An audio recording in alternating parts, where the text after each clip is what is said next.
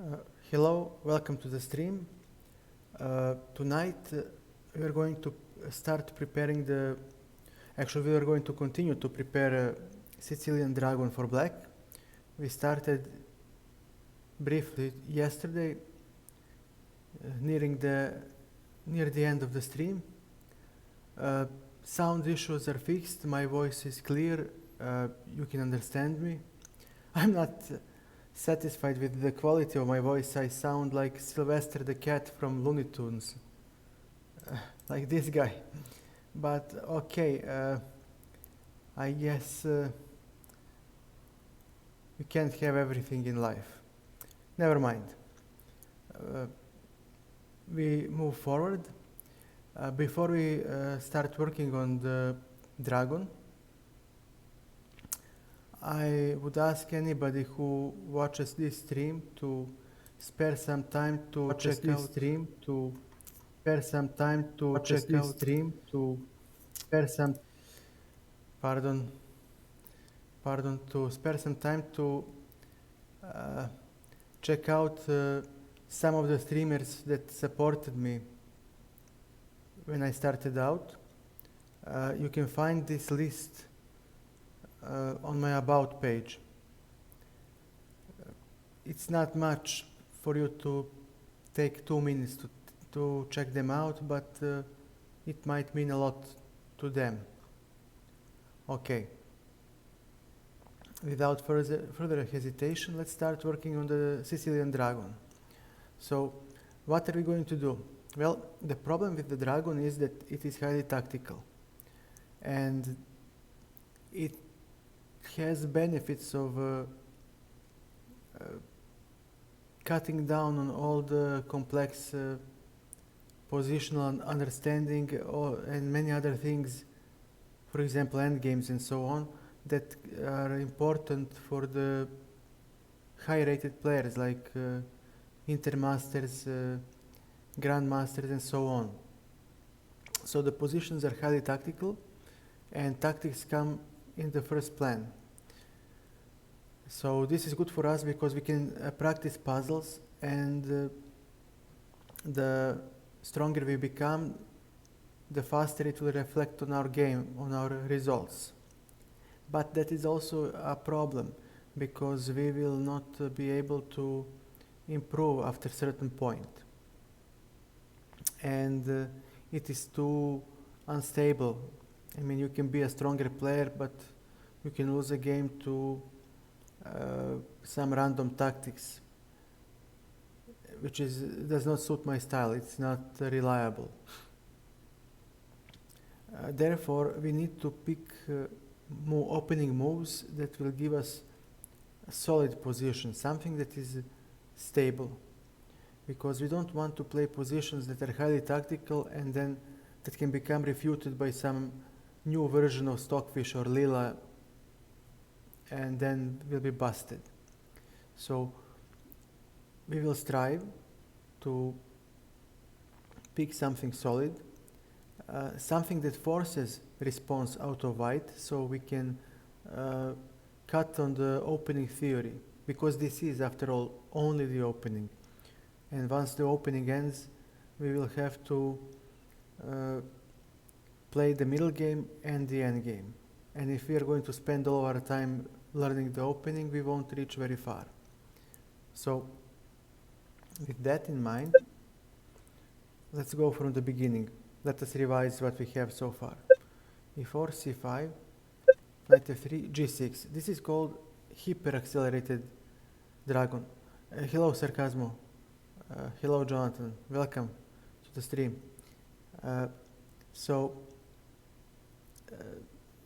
Why am I choosing... hello, King Bradley. Welcome. Welcome to the stream.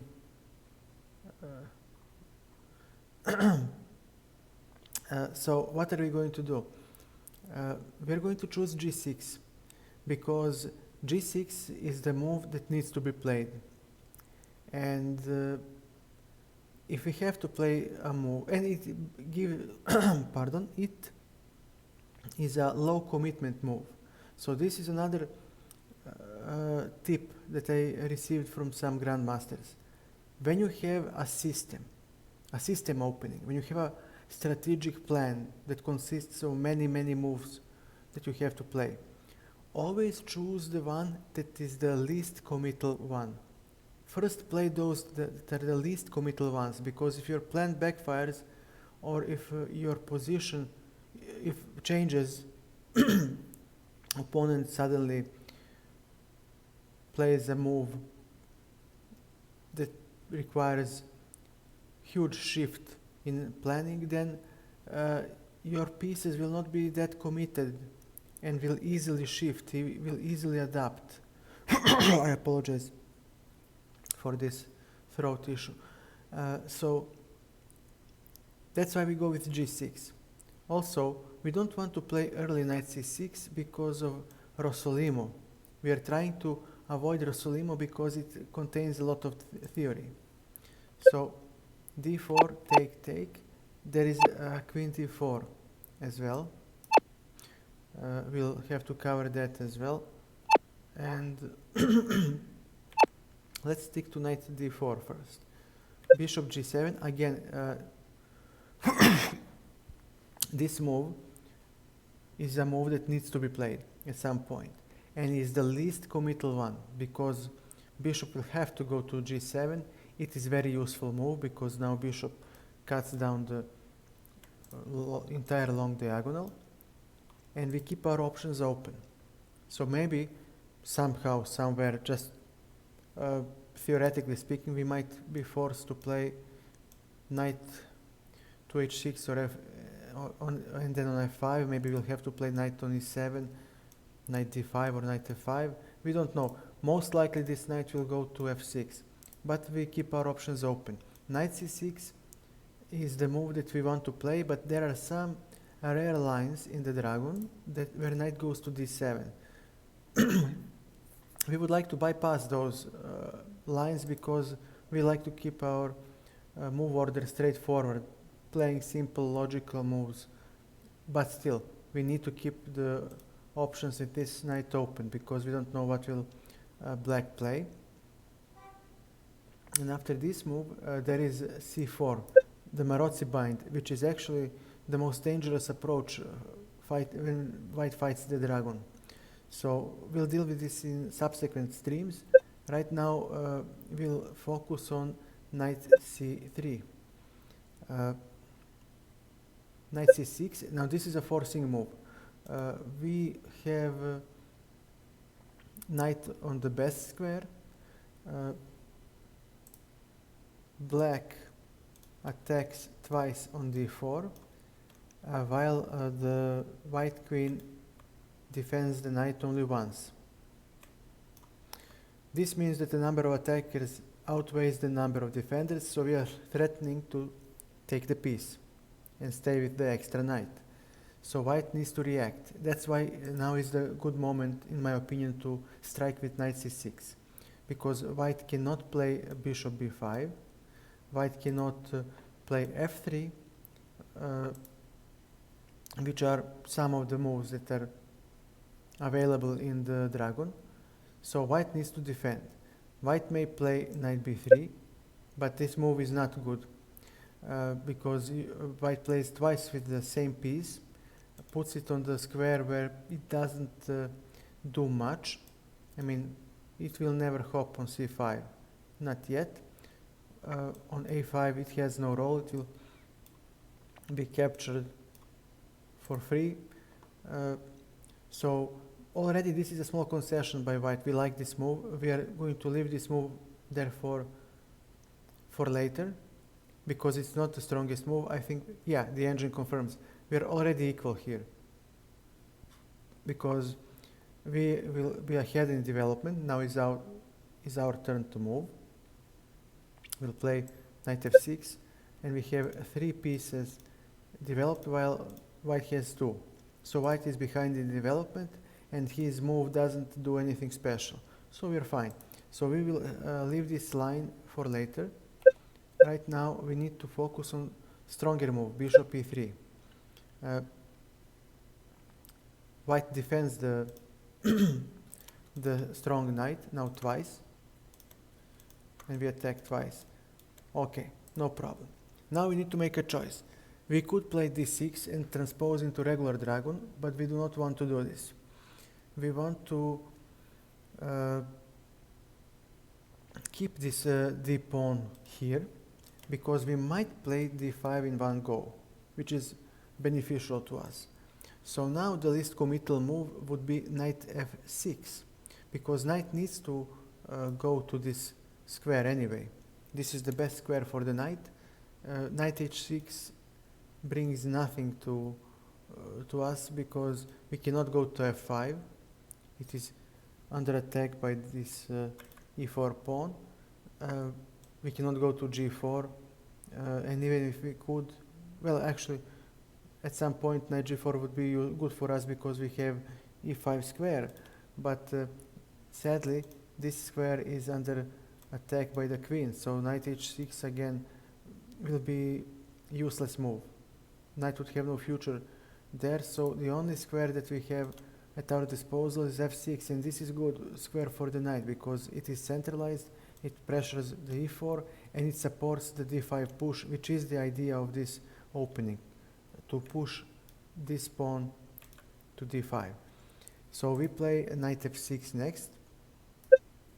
Bishop c4 is one move. That is the strongest option, because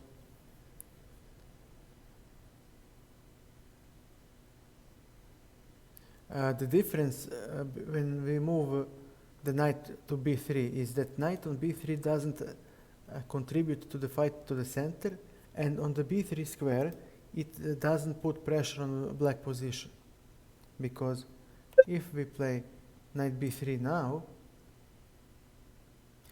its engine stop choice. On the other hand, why? There is no need for this move. I am not afraid of this move, even though engine claims it is the strongest. Knight b3, you move away the knight from the center. Now at this moment you had pressure on the c6 knight, so any d5 I would have to calculate with knight takes,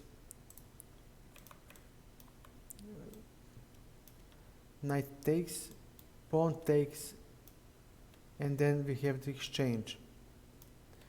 And black now needs to carefully calculate every time the change in pawn structure, or for example on d5 there is knight takes, bc6, e5. So black needs to calculate all these options every time when he plays d5, when we have knight on d4. When he played knight on b3,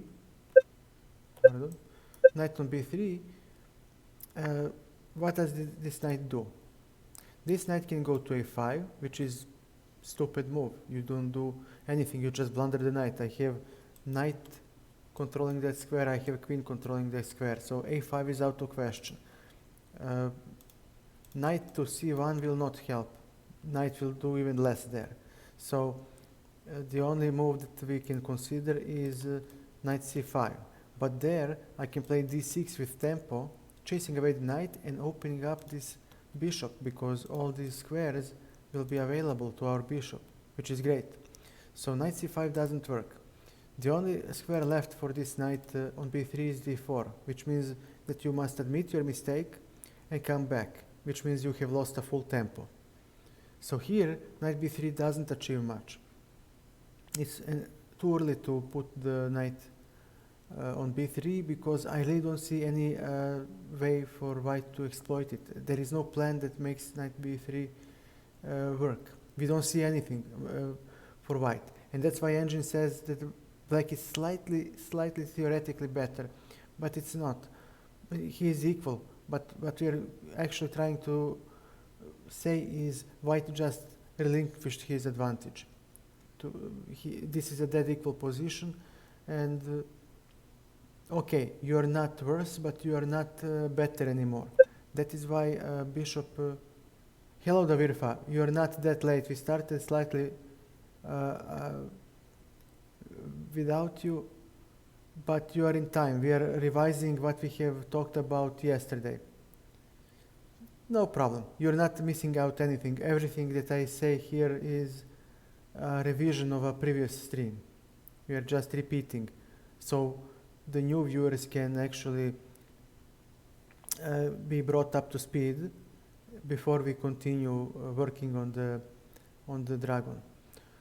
So let me revise again for all the people who came into the chat. We are playing the Sicilian dragon, hyper accelerated dragon. Why? Because of the tip I have received from the Grandmaster that proved true in practice, and that is that if you have a system opening or you have a complex plan in the middle game, always play the moves that commit the least. So you don't, because that way you will keep the most of your flexibility. So if position changes so much that you have to, for example, play on the king side and you commit your pieces to the queen side, then if you play the least committal moves, you will easily adapt, and the opponent cannot punish you that easily by changing the pace of the game. If you commit hard by playing some super committal moves, then you must be certain that your game plan will succeed, that your plan will work out. Because if it doesn't, your pieces will be committed to the wrong part of the board, to the wrong plan, and then you will not be able to adapt to the change of pace accordingly. That's why we play hyper accelerated dragon, because g6 is a move that we need to play. It has to be played if we want to play accelerated dragon. And we also bypass the Rossolimo, which has a lot of theory. So we are going to use the move order that bypasses a lot of theory and forces white moves. So we can cut down on opening preparation as much as we can, so we can focus on the other parts of the game. d4 takes bishop g7. Again, this bishop needs to go to g7. And there is no point in delaying it because this is the best square for the bishop. So we play this move immediately.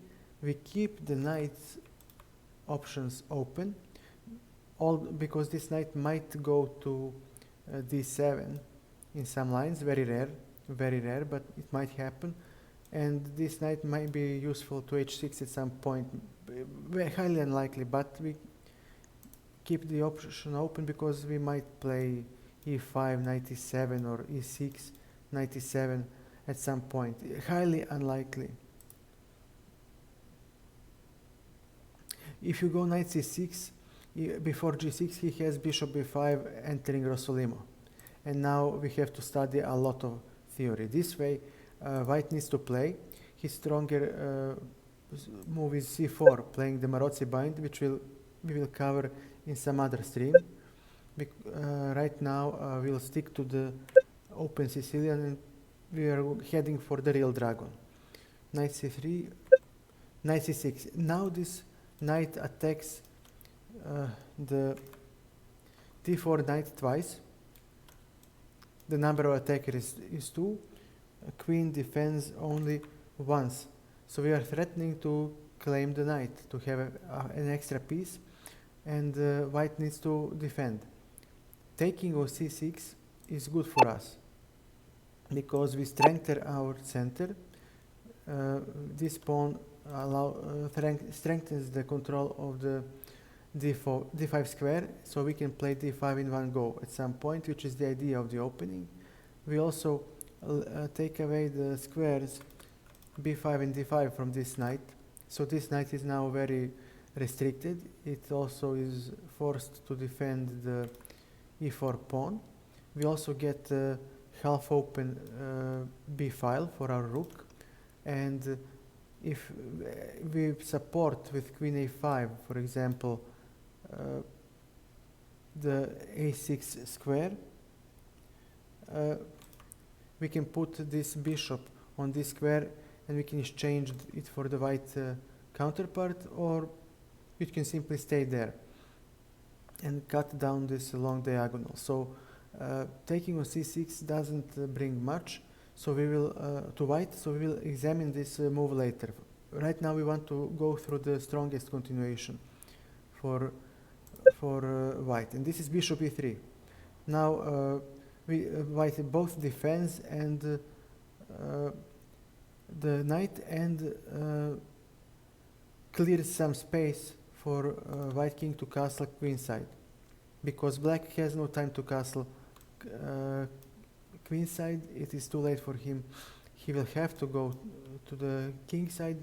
White anticipates this and he has his options open to play queen d2 castles and launch a pawn storm on black king. Now it's black's turn to move. Again, we are not gonna play d6 because we enter the regular dragon. We want to keep the, and in that opening black aims for d5.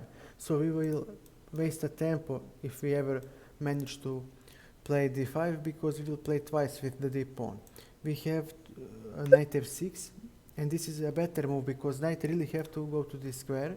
It puts pressure on e4 and it supports d5. So we will, now is the time to play knight f6, and we will keep the option of playing d5 in one go. Bishop c4, white prevents the d5 push. Sadly, knight e4 doesn't work here. This tactics where he takes is not good for black. It is too early. So let me just delete this line because we will print the good. We will print this PGN. We will save it. We will need it for the subsequent streams. So bishop c4 is the move I like. Engine suggests bishop e2, but this is not the strongest engine, and I'm not gonna turn on my engine yet. We'll deal with it after we finish our analysis. Let's see the openings. Bishop e3, bishop knight f6. Bishop c4 is the most played move in the grandmaster practice. So let's go bishop c4. Castles or queen a5. Okay. We'll play in this move. Okay, bishop c4. We have knight b3 as an option. We have bishop e2 as an option. Give me a second. Bishop e2 is a viable move. Let's see if f4 works for black, for white. Okay, it works. So this is a committal move, highly committal move, and we need to take this into investigation. Although it gives 0, 0, 0, it has a lot of practical chances. What about queen d2? Queen d2 is also, it is imprecise. 0.30. It's still playable. We still need to take this into an account. Let's see, f3. Can it be played? 0.30, 0.40. Still playable. 0, 0. Okay, this is still playable. We need to take this into an account. Because f3 will prevent knight g4 shot, tactical shot, which is important in these lines. What else can I play? Well, okay, maybe g3. But then, what about d5?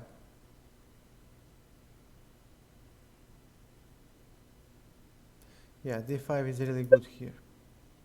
And okay, g3 is dubious. I don't like it, but okay. Again, it's 0, 0. I mean, it's very close to equal. So we need to take this into account because the position is playable and somebody might like to play with the fianchetto. Pardon, with the fianchetto. So we will have to examine this too. But okay, bishop e3 is the strongest. Bishop c4 is the strongest. Queen a5. I like this move because we are not castling yet. And what is dragon famous for is that white quickly checkmates if black doesn't know what he is doing. And I played dragon myself, and I played a lot against the dragon without knowing any opening theory. And let me tell you something, white has easier game, especially if he makes queen d2, f3, h4 moves, because there is a typical sacrifice h5, knight h5, g4. Knight drops back, but now the h file will be open, and black will play bishop h6 exchange, queen will come to h6 with check, and then any move, knight d5, g5, anything works, especially with this bishop cutting down on this diagonal. There are a lot of tactical ideas. Black always loses, so we don't want to do this to ourselves. Why would we lose the game? And by simply defending a lost position, let's play queen a5 and keep our options open. So let's see what will white play, because we don't have to castle here, and maybe the center will be open with d5, so we can keep our king in the center, because an endgame might ensue. So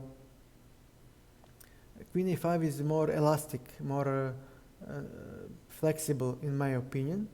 It is the second best move according to Lichess, but we don't have to, we can take these statistics with a grain of salt.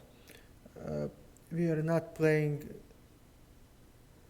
on statistics, we are playing with our brain. So we want to play queen a5 because we pin this knight. Therefore, this knight threatens to take on e4. So we are forcing white to react. White needs to somehow defend the pawn.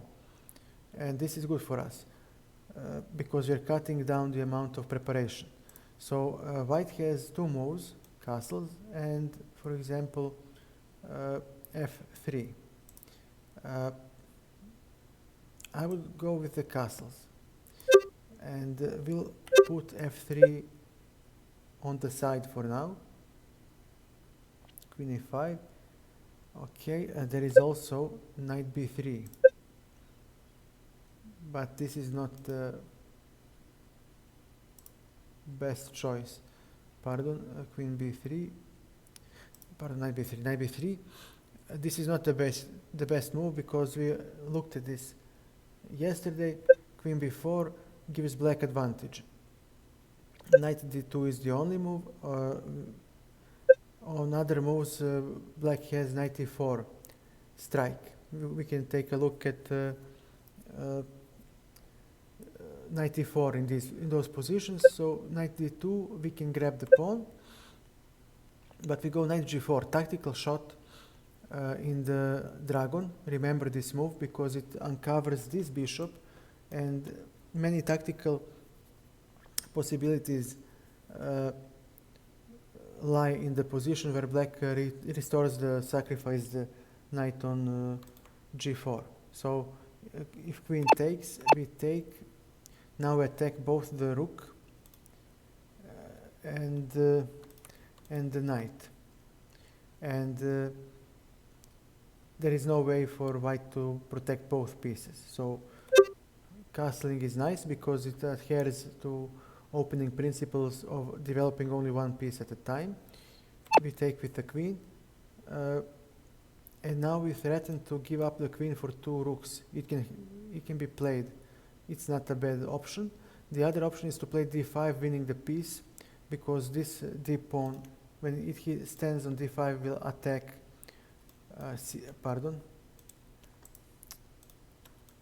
Will attack c4 bishop, and this bishop will be discovered once the d pawn moves and will attack the queen. So this is a dangerous threat, and white needs to react. Bishop b3, okay. Now I don't know if d5 is a move here. Can I play it? But d6 keeps more. D5 will lead towards exchanges. Maybe it works. Maybe it does work. Yeah, but I'm only equal here. It's an alternative. Davirfa, what about the black bishop? What would you play with? It is protected by the f2 pawn.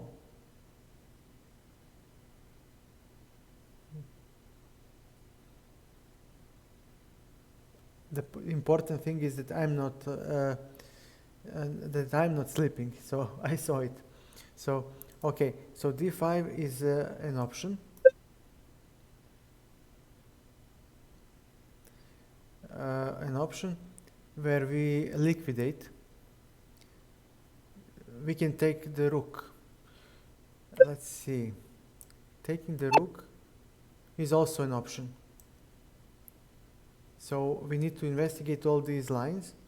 Why? Because they give equal chances to us, but especially, why am I focusing on d5? d5 can lead towards reductions of material and will probably give us a drawish position. This is very nice option to have if we play a stronger player.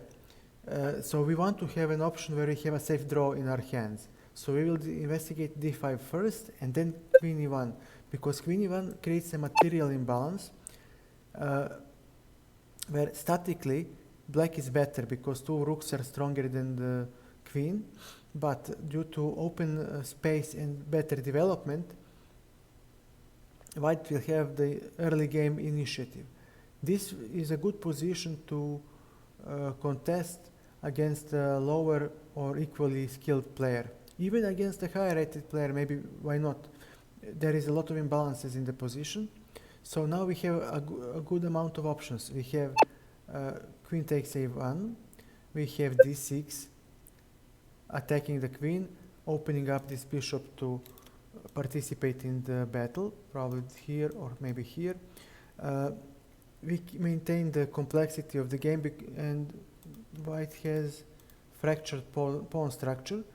So we have a lot of options to keep playing for a win, and we also have d5, which in my opinion should give very drawish position if we exchange on e4. We have an extra pawn, so actually exchanging one of them at least gives us good drawing chances, because we can return the extra pawn to exchange even more pieces and enter a favorable simple position. Now let's see, but let us play the d6 move. d6, because if we take on a1, we will exchange our queen for two rooks. But these rooks are underdeveloped, but our queen is actually the strongest piece on the board at the moment. So this is actually not a good exchange, and the only reason why engine would give 0-0 is because our position has no weaknesses, and white has fractured pawn structure and cannot open up the center. He will need time to spring into action because our pawns will be still on the remaining squares, so we will be able to defend, to create barriers if he starts flinging his pawns forward. So I prefer d6, keeping this strong queen, and again this adheres to the rule I mentioned earlier. We are playing less committal move, and we keep the option of queen takes a1 for later. So we can play it in more favorable circumstances, and if he protects with rook ab1 or rook ad1, well, these rooks are passive. They cannot be activated favorably because all the files are blocked by the white pieces. So if white doesn't want to allow the exchange of the queen for the two rooks, it's okay for us, because our queen will still be strong and his rooks cannot be developed to active squares, to active files. So rook move will be a waste of tempo.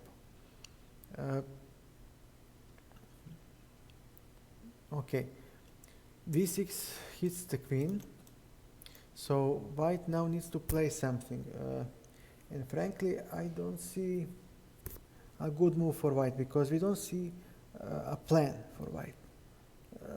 White really has no attack because we haven't castled yet here, and even if he does try to attack, black position is so well defended by the pawns and the bishop, and this knight can always hop into defense. Queen is also there immediately. and the only strong piece that white has is this bishop that threatens on f7, but there is no other piece to support it. These pieces are passive, especially this bishop is overloaded, this bishop on e3, defending the knight and not being able to attack anywhere, really. He just stands there and looks pretty, but white has no attack at the moment. Okay, let's try queen f4. And I would like to play f4. I cannot play f4. Yeah, because my bishop will hang. So I will gain even more time. Okay. At the moment, we can stop analyzing this position because black is better here. Not because engine says so, but because it is visible with human eye that black has an extra pawn. 1, 2, 3, 4, 5, 6, 7. 1, 2, 3, 4, 5, 6. Yeah, we'll see castles. Yeah, we can castle here, but I wouldn't. Well, actually, why not? We can play the move.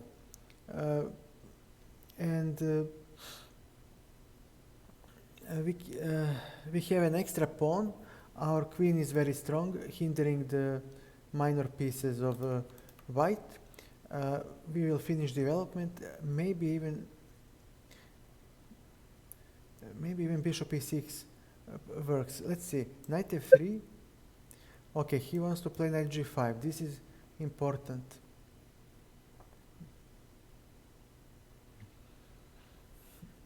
But let me see something. If I play knight d4,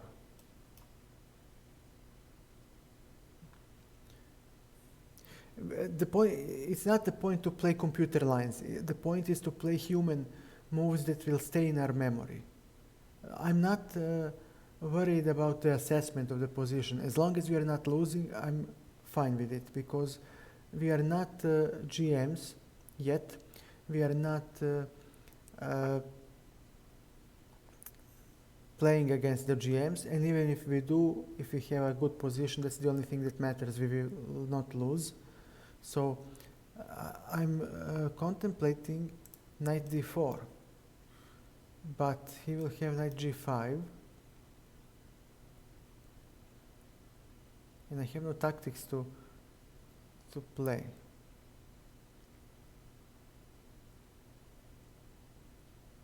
But on knight d4, knight g5, if I play h6, he can try with knight f7.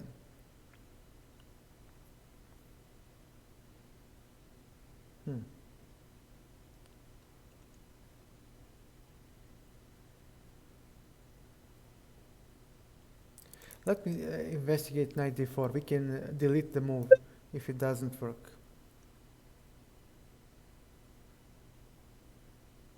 Oh, I'm dropping the pawn. Yes. Okay. Knight d4 doesn't delete move. Knight d4 doesn't work. So this is becoming very sharp. Yeah, I'm not gonna play this castles. Delete move. No, we're not gonna play castles. We're gonna play more precisely, because castles gives him counterplay. I don't like that move.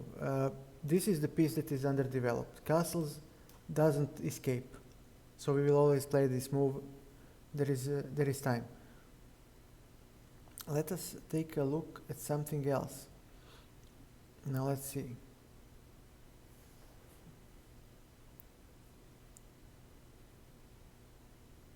If I take, his only idea is this. This is the only plan that he has, to try to mount an attack. So let's try knight d4 here, and knight d4 seems to work. We still retain advantage, and I like this move because it stops knight f3, and it threatens to capture on b3 the strong bishop. So we will have an extra pawn, and we will have a bishop pair. This is already a great practical chance. So what is the move that engine suggests? Already here white needs to play precisely. We are putting pressure on white. He still doesn't have anything to play. Rook a d1. So he says, I'll just continue developing. But I like this. Engine suggests to take on b3, but do I have to do this? I mean, where will this bishop go? Nowhere. And I just want to, this knight is the strongest attacking piece in this bishop. No, we won't do the Virfa because we violate the basic opening principle, and that is do not pawn grab if you are underdeveloped.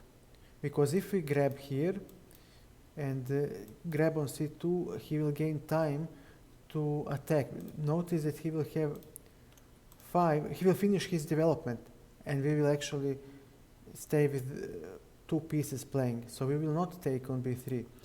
We want to exchange knights because knight and this bishop are his best attacking pieces. So I want to keep this knight on d4, so when he plays knight f3, I can take. This bishop is strong, he really is. But at the moment, white has no way to use it to augment his attack on f7.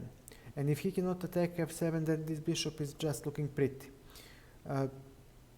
If he takes on d4, we can take with the bishop, and then we can castle because we can give this dark squared bishop for his knight when time comes.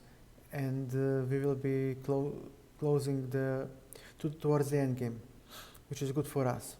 Right now, I want to finish development somehow. And I like bishop e6 if it does work.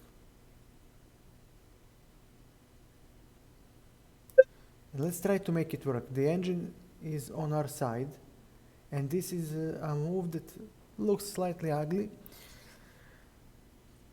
But if it works, it's good for us because we are one step away from finishing development. White did finish his development. Every piece he has is in the game, but his pieces are slightly disorganized. We are still missing castle.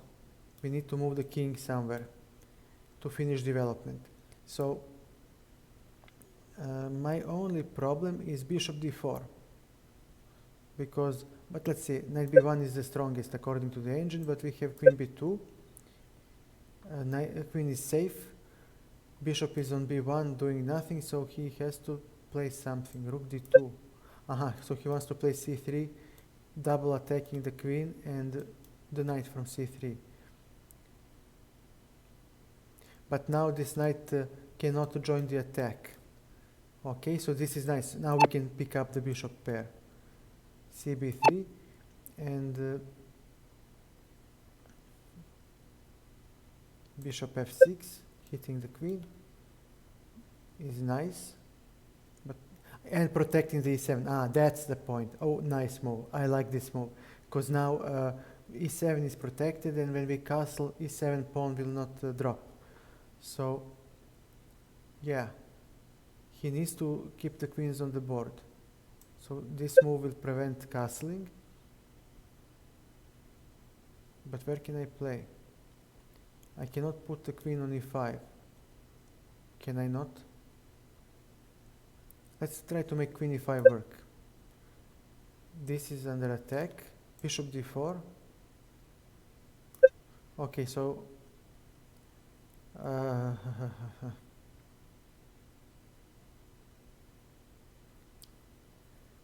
too tactical, but I have to enter this. Okay, and he'll take, right? Take, and on rook d6, how do I develop?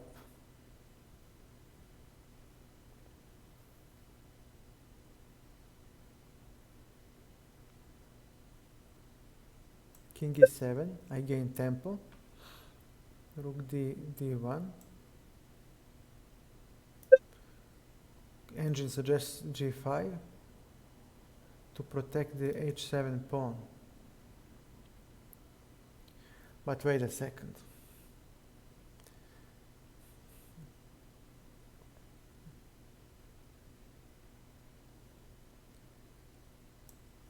Let's develop the rook.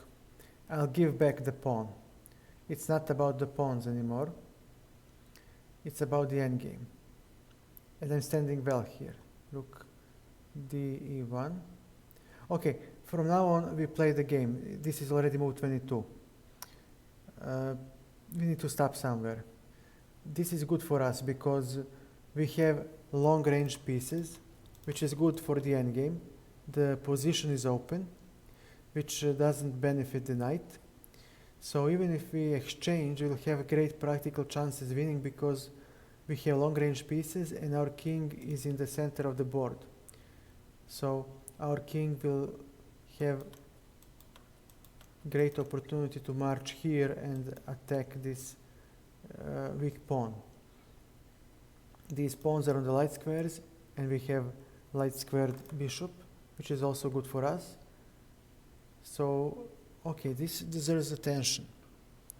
Knight d4, let me just take a look. Rook a d1, bishop e6. So, but let's try bishop d7. Let's investigate this line. Bishop d7, now he doesn't have bishop a4 and this bishop is restricted to this diagonal. So this bishop is passive. Bishop d7, what will he play now?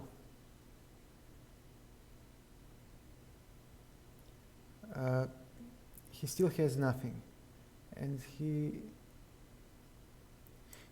needs to try knight b1, queen b2. If he takes with the bishop, we take with the bishop and we're fine. And yes, he doesn't have knight f3 anymore, so again I'm standing well. I don't like this for white. How does he make progress? He doesn't have knight f3. He cannot take on b4 because I can even on d4 because I can take with the queen at some point. But I will take with the bishop, but we might even, let's try. Can I take with the queen? Yes, I can. And no matter what he plays, for example, this, we have queen f6, protecting the e7 pawn, and then we'll castle. Queen g3, can I just castle? Let me see. I can't. He threatens e5 because this bishop is pinned. So we need to play bishop c6, rook fe1, and then we castle, and this is it. Okay, I like this line. Let me promote, and we'll delete. Let me promote. Bishop e6 will delete this move to reduce the amount of play. So we have less options to consider with bishop d7. Bishop d4 doesn't work. This is much better option to play knight b1, but with this move, what can white play? He has nothing. So e5 is, what is his idea?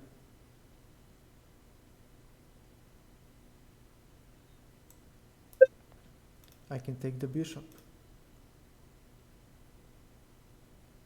What will you play? Queen b4, attacking the b7. Do I really need it?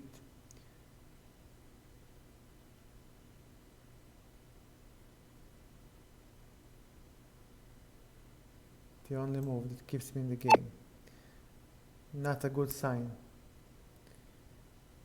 Yeah, but yeah, he wants to capture the queen, but I have to play it. Okay, he can take, and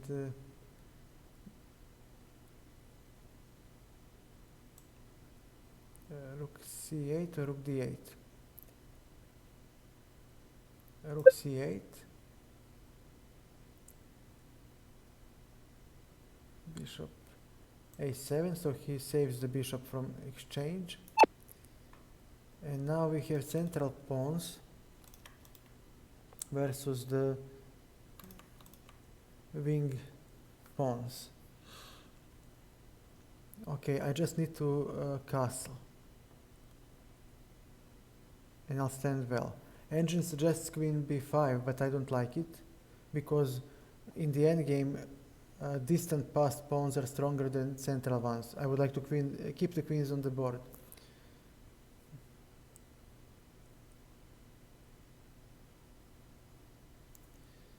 But I can't. I cannot. Okay, queen b5. What can he play? Nothing special. Take, take. Rook f1. Okay, everything is protected, isn't it?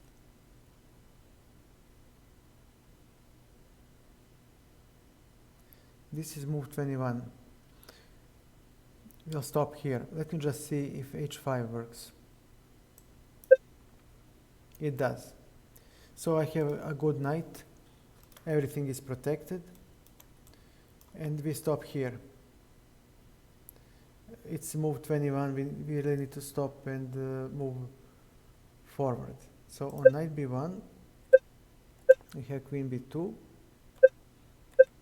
e5 complicates the game. But we have double attack, queen b4, the best move. And this is forced. Okay, we play the game. I'll take it. This is a complex position where black is not worse and we can outplay our opponent.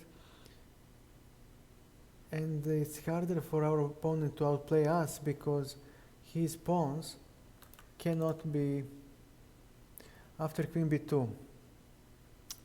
Knight b1, queen b2, c3. But I simply take on b3 and you drop the pawn. It doesn't work.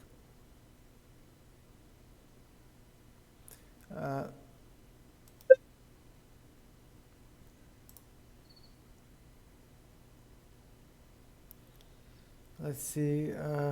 Okay, so this is good for us.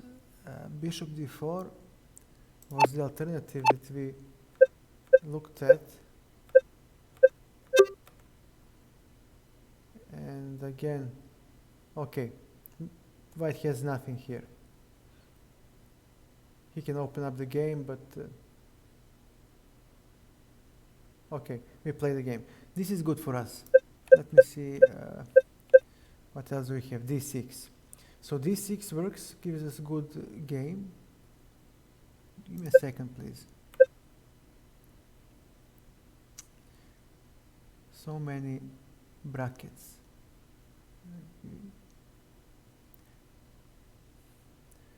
15.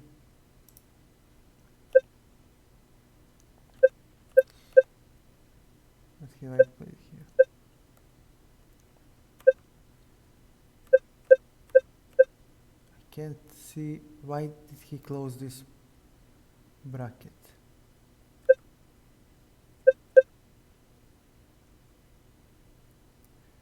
Goes here, goes here. Because we didn't analyze. No, we have. Is this it? No. Which move have I missed? For the... Aha, bishop d7. This is the move that we have missed. Knight d5. No, we haven't. Okay, we'll just keep analyzing. Knight d5, knight e3, fe3, queen a5, castles. Okay, this is good for us.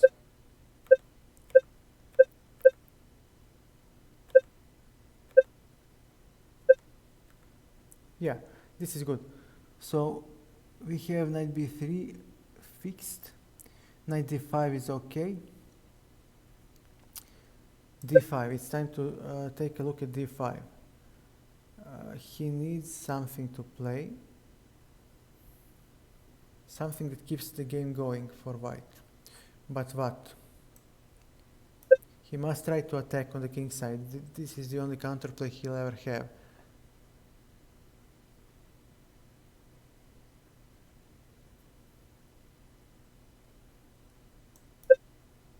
Okay, bishop h6, take, take.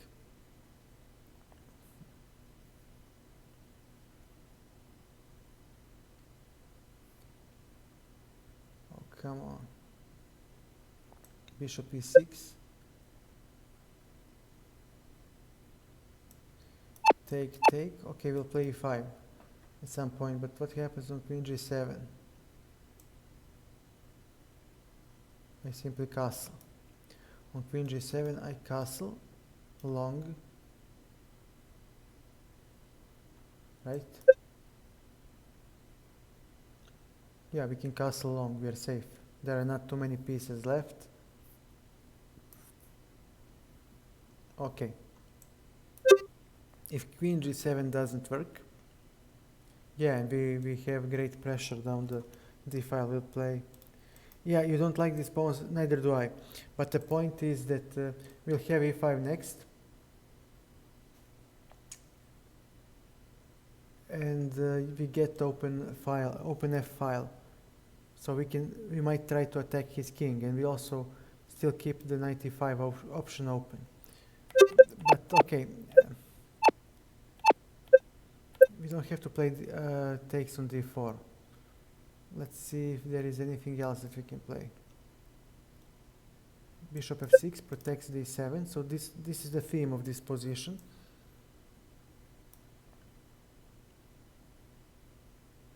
No, I don't like this. Okay, d5 is not the move that we're going to stick with. I just don't like it. So we have d6. There is queen e1. Let's analyze this. Bishop a1. What do you play? Bishop h6. Okay, so he doesn't allow me to castle. d6 is okay. Queen d1 hitting the bishop. Bishop f6, we protect d7. Knight c4. For example, he wants to go to d5. Bishop e6. Knight e3. Takes. He can play anything he wants, but something like this is good, because he always capture towards the center of the board, and he now has semi-open a file to attack should I castle long. And I'm slightly pressured. I don't like this. We are not gonna play this line either, because he still has enough pieces to generate threats. He might play something like this because we cannot punish him since we lack the queen. So white will have time to play something like this in a practical game, and our rooks are still not playing. And although engine gives equality, I find it very hard to play with black, because I have a problem, concrete problem of my pieces being discoordinated, and I need to solve it. I don't like this. So queen a1, wherever it may be. Where is it? This user interface is so horrible. I mean, really, you couldn't make it slightly more eye-friendly. Knight e3.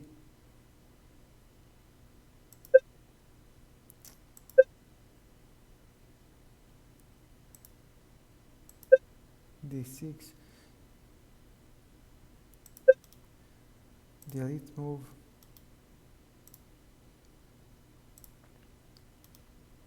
Delete move. Bishop f6. What is this? Queen d1.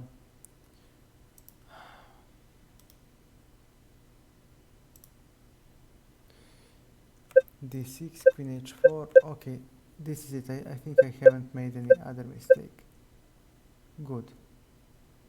5. Yeah, this is it. Knight b3.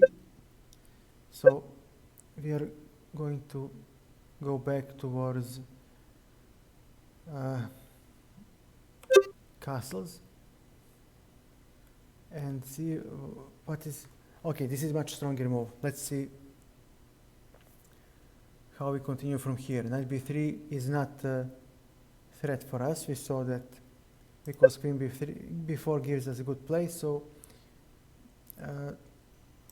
castles might be the strongest. Okay, I would like to castle myself.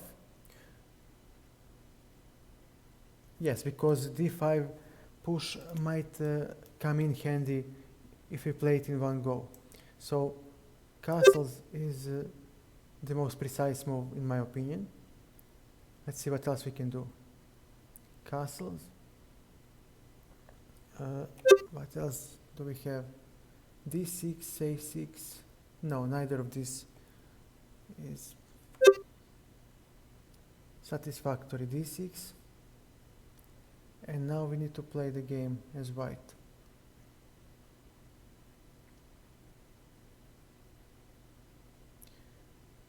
Do I threaten d5 at this moment? cd5, knight e5. Where will your bishop go? Bishop b3. And then rook d8, and we get the pawn back, don't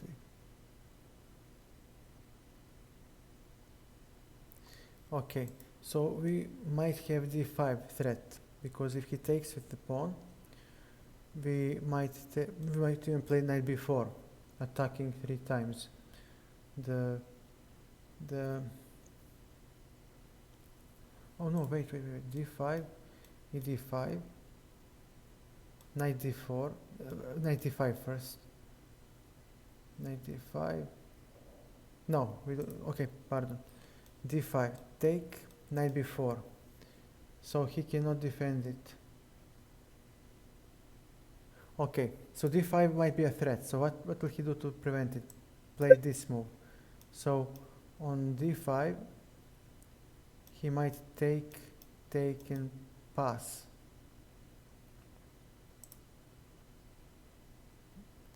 All right.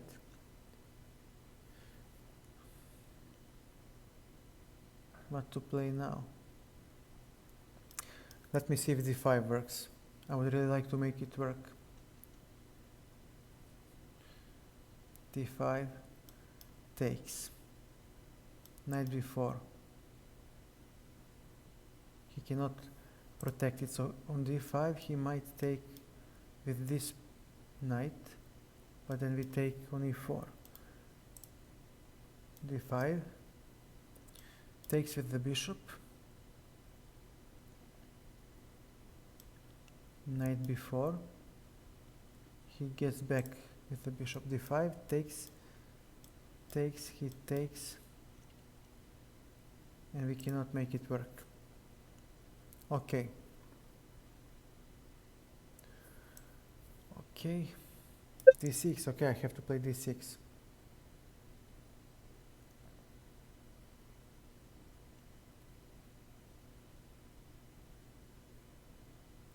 Does he need f3? No. So he wants to play h3 to stop bishop g4. Good. Good move. Okay, but I can play bishop d7. And right now we need to look at the middle game positions. Both sides finish development. And we need to take a look at the positions. There was a link that our Brazilian friends gave us, where Brazilian Grandmaster explained Dragon for us, but it's in Portuguese. Still, he showed a nice plan of knight d4, bishop c6, and then pushing these pawns. I was able to understand that much, and right now we need to investigate need to do a research to see if this plan works. If it does, I would go that way. I don't think black is that worse as the engine says in this position. So I'll go with this line. But let's see. Castles. What did we play? Castles. What else do we have?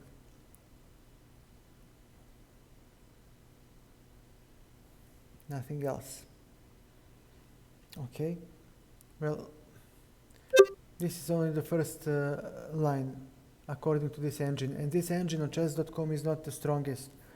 So we'll double check with my engine afterward. Right now we just need to see all the available moves and double check it with any engine just to be safe from any blunders. Let's see what grandmasters play. We haven't checked it for a long time. Give me a second. This user interface. Bishop c4, queen a5. We played queen a5. Castles is the best. Queen a5, castles. So castles is the best move, most popular one. Okay, we castled as well. Bishop b3.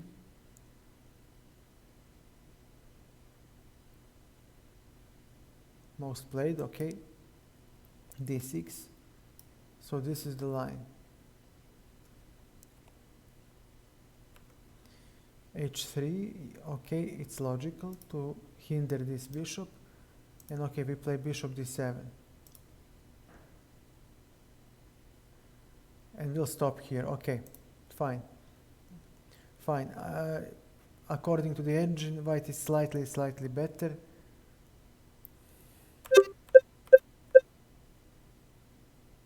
But I think that this is not enough for him to have an advantage. For example, Petrov defense gives 0.39, 0.40 to white, and we know that it is rock solid. So I think that this advantage will disappear in time. So we just need to find out games and plans. That will be a harder part. On queen a5, castles. What else does he have? Well, we can see that we castle either way. And we have a reasonable position. I mean, it's not theoretical, so we don't have to look for the moves. We need to actually understand what to do and how to play. So we don't have to go any further because we will castle and we play d6 in all the lines. We already see it. And bishop d7. So queen a5, let me go see what else do we have. Bishop c4 we played. Okay, so on bishop c4 we have prepared all the lines. Let's take a look on knight b3. That's 7th move. Knight b3. Wait, no. Knight b3. Yes. Okay, this is not dangerous. No, I'm not gonna go. Take a look at this line. f3, slightly passive. Queen d2, no. f4 might be dangerous from practical point of view. We are going to look at f4.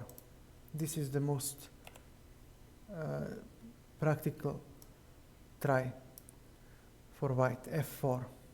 So what do grandmasters play? d6.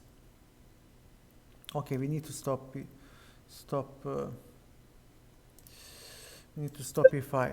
d6. Okay, and what do you play here? Bishop e2 is mostly played. This is not good. I mean, he needs to play more actively if he's going to play f4, because f4 weaken the light squares. And this pawn, because now this pawn cannot be defended by the f pawn. So for this much of commitment, playing bishop e2 as the best move is not good enough for the advantage. It cannot possibly be good enough. Bishop e2. I'll just castle. We keep playing logical simple moves. Castle. Okay, bishop e2, final play. And you'll play castles. And then what?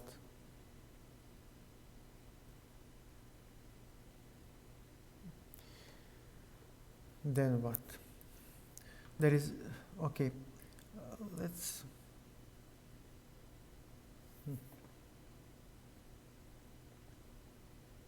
position is equal. Yeah, there is little point in going for the moves here, because at this point I think that any move works for black. What will he play here? I mean, we have a tactical shot of knight g4 at some point. This is the idea that we need to remember. Let me see. Takes, yeah. So we have knight g4 as a tactical shot, because if he takes, we take with the bishop. And with queen, if queen takes, then she no longer protects this knight. And we can take the knight when bishop takes. Since this knight is no longer on this square, our g7 bishop will recapture. So we have this plan. And we have queen b6, because this bishop is loose. So this is enough for us to stop analyzing further. We have enough to continue playing. This bishop will go to d7 or maybe to g4 via the knight g4 tactical shot. So at this moment I would find some illustrative games to see what is the best plan of course of play for black, because I even have queen a5 at some point. It's not a stupid move, it's not a logical move. Going here for move doesn't help a lot. I would rather go for the typical ideas and tactical shots. So we'll have to investigate. What else does white have? Bishop e2. I just castle. 7th. Bishop e2. Castle. White has nothing here. Yeah. Okay, again, there are no tricky plans, tricky maneuvers. This is simple position, so he has to play something. Knight b3. Why? Am I threatening this? No, not yet.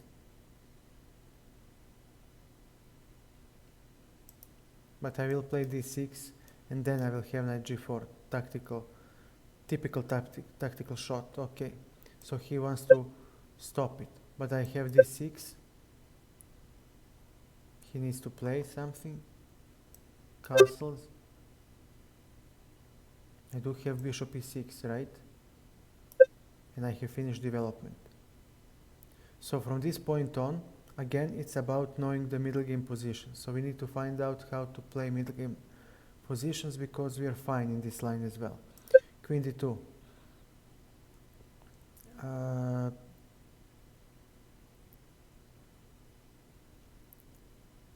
No, we are not gonna castle, even though engine suggests it, because it will give white practical chances to create an attack. No. We're going to play knight g4. Can we play it? Yes, we can. And let's see this line. Knight c6, dc6, he'll take, I'll take, he might, bishop f4.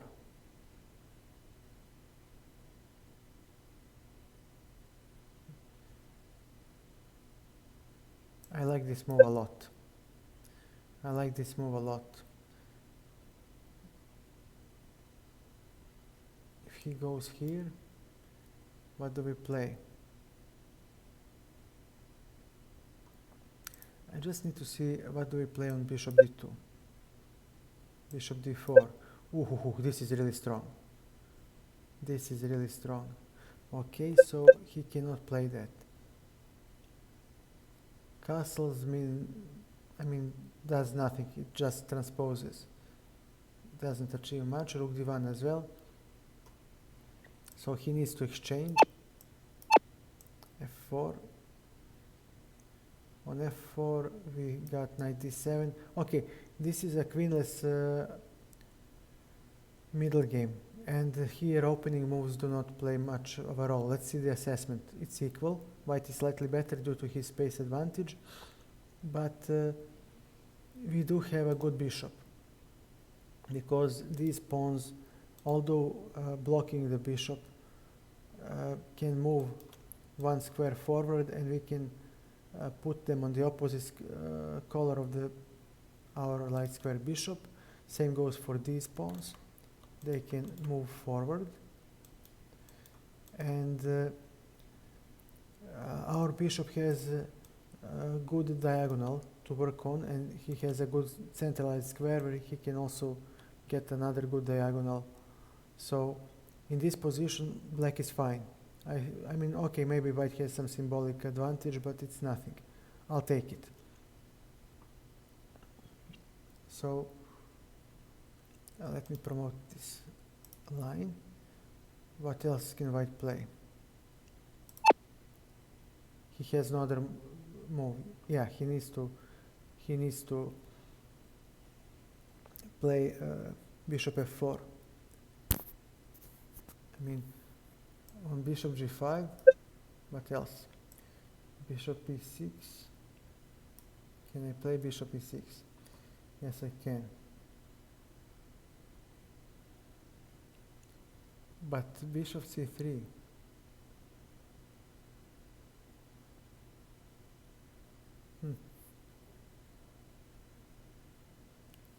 Is an interesting alternative.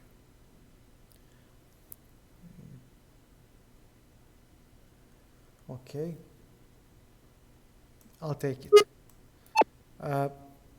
In these positions, when you have a knight, you need to have some compensation for having an inferior minor piece in the endgame, and these weak pawns are exactly the compensation we need. So if we somehow put the knight on this square, we'll stand fine. I would also like to leave his dark squared bishop on the board and exchange his light squared one. So f6, bishop f4. I would play bishop f4. Bishop e6. What happens on h3? He must play knight e5. Okay, it's okay. Although our pawn structure will be damaged, he has no diagonal moving pieces to exploit it, and all the files that are semi-open cannot be used to attack the e-pawn that would come on after the exchange. And that e-pawn would be actually useful for us. So okay, if he ever plays h3, I'll play knight f5 without fearing ruining the pawn structure. Okay, so he has nothing here. He might play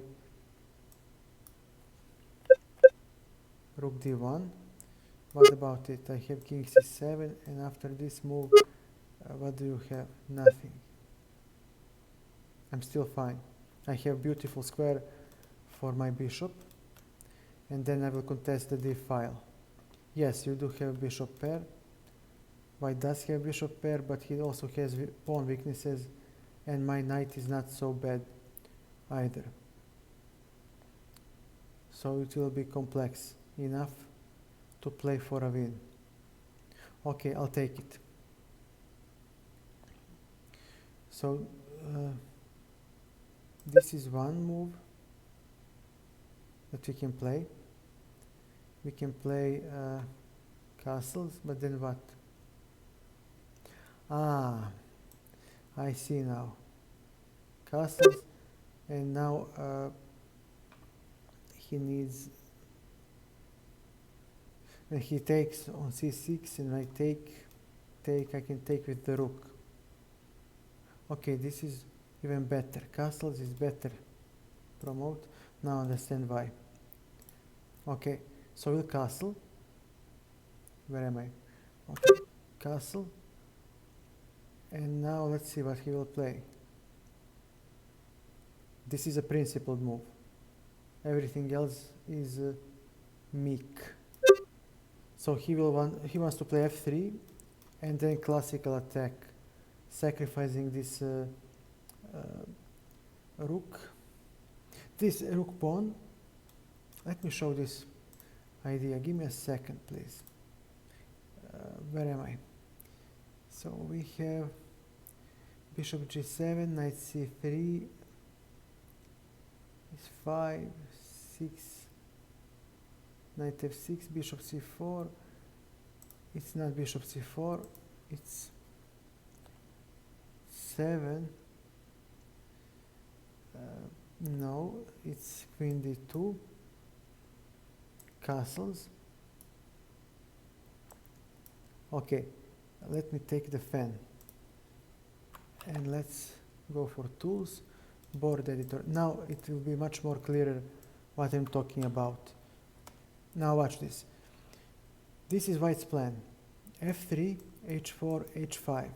Black takes g4. You sacrifice the pawn to open up the h file.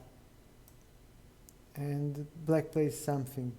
Let's say some stupid move. You take, he takes, and this bishop will usually come here at some point. And now white plays this. g6. You must take with this pawn because this pawn is pinned to the bishop.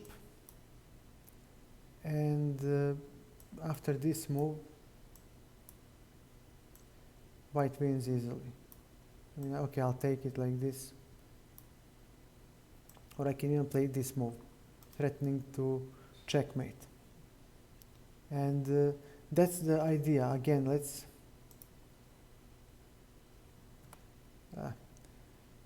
go through it again. So this is white's setup that he aims to create, and then he'll play this move, opening up the H file, and then he'll play this. And let's say black plays some stupid move. This is the idea. G5, rook sack, G6 with threatened checkmate here, so he needs to take. Rook here, and on bishop G4, knight F5, and checkmate. You cannot, black cannot stop the checkmate. And that is why I would like to investigate this line, because we need to do something to hinder white's plan. We don't want to come into those positions where white has an attack of that sort. They are very hard to defend. So let's see. Again, knight G4. Yeah. Knight G4 is something I like, because without this bishop on E3, white attack dissipates. Okay, knight G4, engine has nothing to advise. Queen D2, knight G4, knight C6. Neither of these is problematic. Okay, we can stop here and claim equality, and just for the sake of being complete, we'll see what to do on knight c6, because any other move we'll take the bishop and we'll stand well. We'll play probably d6 and bishop e6. Again, it's about playing the middle games at that point because we will finish development. So let's see what else is there. Bishop d4 or something like this, okay? Queen a5. Wow, do we really need this? Queen a5, he takes, rook b8, bishop c4.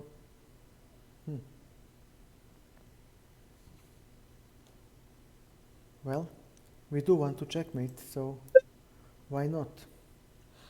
Why not? Bishop e7, rook e8. He cannot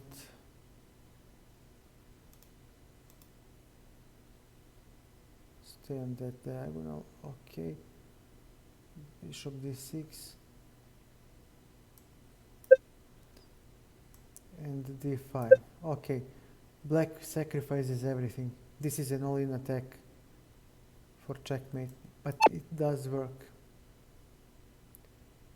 Bishop h6, bishop g5, take, knight f2. Wow, it becomes really tactical. Really tactical, okay, but I don't like it. Bishop g5. I don't want to play that tactically. I mean, I don't want to memorize one line.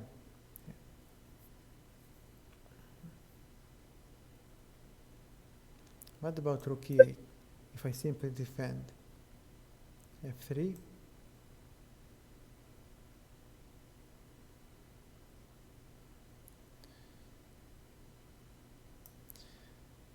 h3.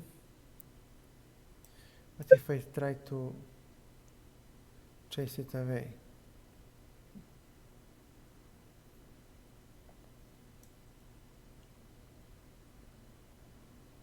Wow, bishop c3. I don't want to part with the bishop. Knight f6.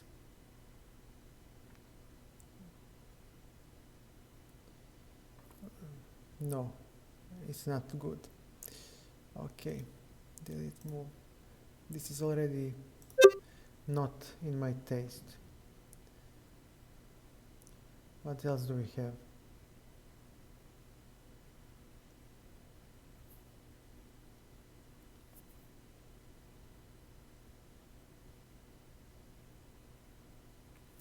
We do have. No problem, Jonathan. Keep studying. It's okay. As long as you're here, it's fine. Don't worry. d5. I like as well. Knight c6, bc6. Take. Queen d5.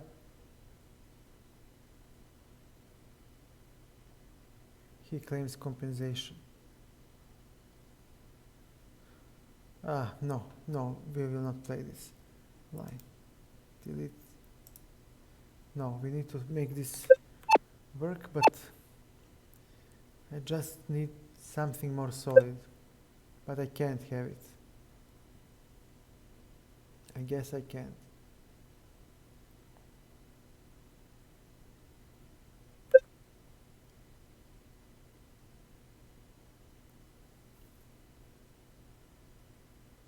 Rook e8 will delete. What do you want to play now? Queen a5, queen b6. Queen a5 I like because we'll have rook b8 and rook b2 sacrifice. This is a typical sacrifice when we play against the castle, long castle. But okay, bishop e7, rook e8, 4. Okay, fine. I cannot avoid it. I guess we have to go all in. Okay, we are pinning the queen, so he needs to play something like this. Okay, take, knight f2, bishop c4, take this rook, what does he have? Nothing. No attack yet.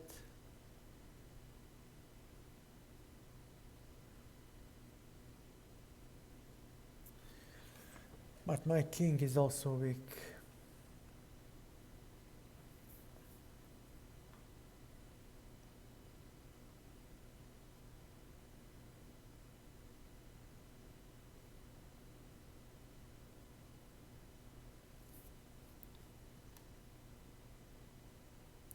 What to play?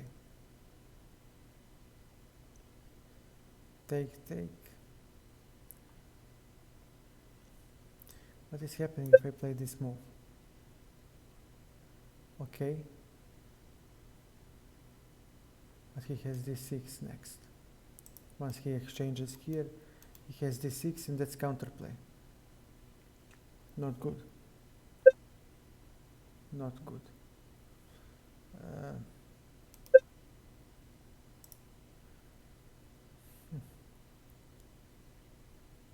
Alright, finish development.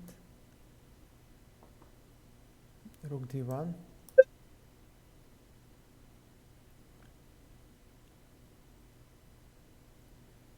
What else does he have?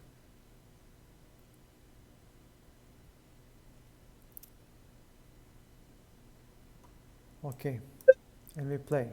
We are better. We'll stop here. There are too many moves. There is no point in analyzing.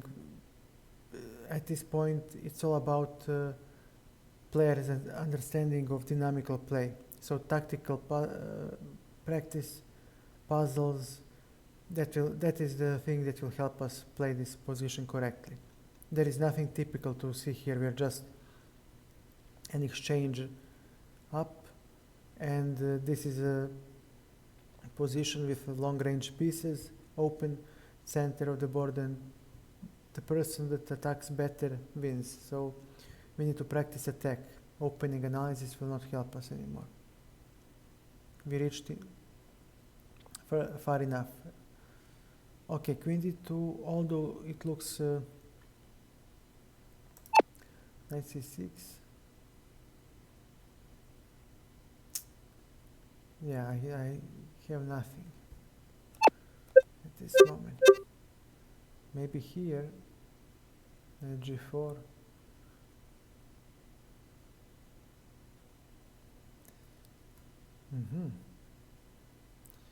If I play knight g4 here, he must take.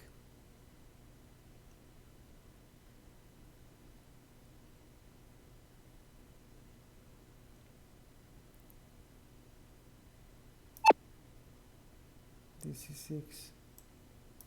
I'm slightly we looked at this. No. I'm not gonna play it. Okay, fine. Queen d2. This is the position we'll have extra rook for knight and the pawn. We'll have some attacking chances on his king, but our king is weak as well. So we should be better here. We should be the ones who have nearly decisive advantage. So I guess we should be content with this. It's not risk-free advantage, but it's still advantage, so we'll have to take it. Okay, what else do we have? f3.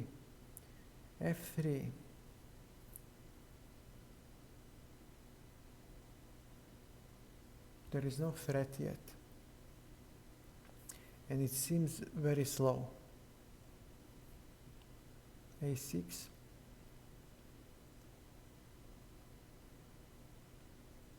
Castles.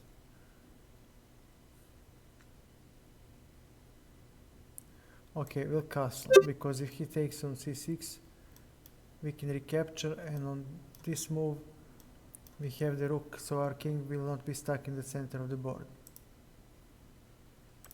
So let's see, 7th move, f3, castles. And what do grandmasters play most? Queen d2, g4, wow, g4. g4 is the move that we need to investigate, because it is the most direct one.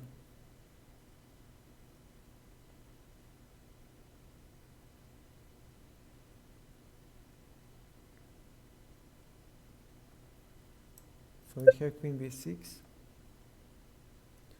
and on g5, what do we play? Aha, so now there is knight e4 tactic, knight or pawn, whatever takes on e4, we take with bishop. This is nice, I like this.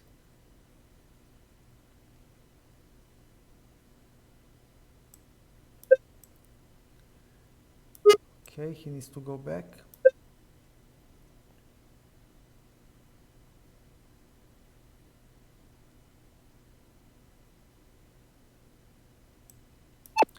Take, e5, d5. I like this really a lot. I like this a lot. So, and black is better here. Yeah, this is d4 is next. So on g4, g5, we have d4. Take. We can play queen b6, and when he takes,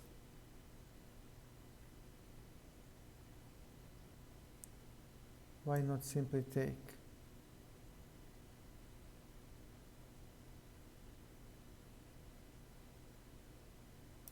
I'll just take it. But there are other moves as well. Okay, we are fine with this move, but give me a second. Okay, what happens if he takes e4? And he cannot capture here because of knight e4, and then he's in big trouble, because e-file will be open and his king will be stuck in the center of the board. We have knight c3 taking everything, getting back the pawn, and his queen side will be shattered, so he will have horribly weak king. Okay, so this is strategically won. Okay, the point was to find the e4 move. Okay, e4, there is nothing he can do, everything shatters, so he cannot take on d5.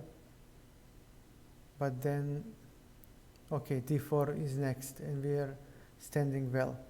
Okay, we don't have to analyze, tactical skill will get us through this. So let's see. Okay, so g4 doesn't work. Okay, so we don't have to fear this move. What else do we have? g4, queen b6, 38. Whatever. Queen b6.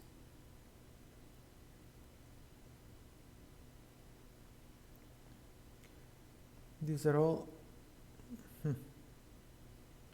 Yeah, there is not a single grandmaster playing this as white. g4. So let's see what else do we have at our disposal.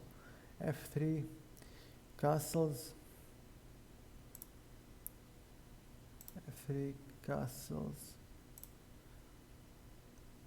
queen d2, bishop c4. These all transpose, try to transpose.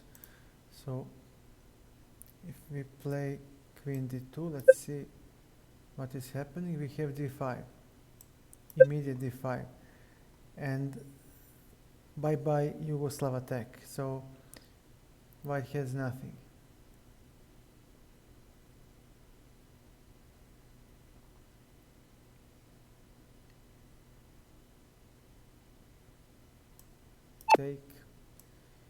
take, knight c6, bc6. But I'm hitting both of them, so we have knight d5. Can I play queen d5? But why? I just take and I'm standing fine. I have open files. His king is in the center of the board. I have central pawns. I'm standing just fine. Okay, and on bishop c4, if he tries to transpose into Yugoslav, what then?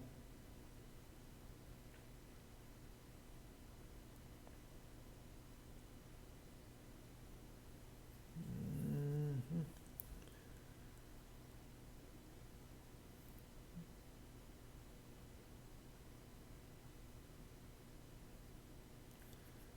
Five, queen d2. Do we have d5? No.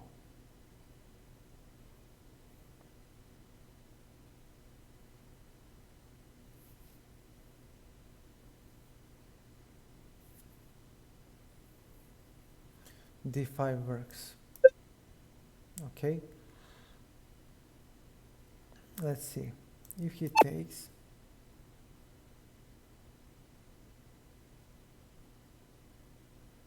we got this move. 1, 2, 3 times attacking. 1, 2. So what will he play? How will he defend? Something like this. Queen c7, bishop b3, rook d8, queen d2, and we have a pin along this file. So we take, he takes, okay, e6. So on this I take, he takes, double attack, rook d1,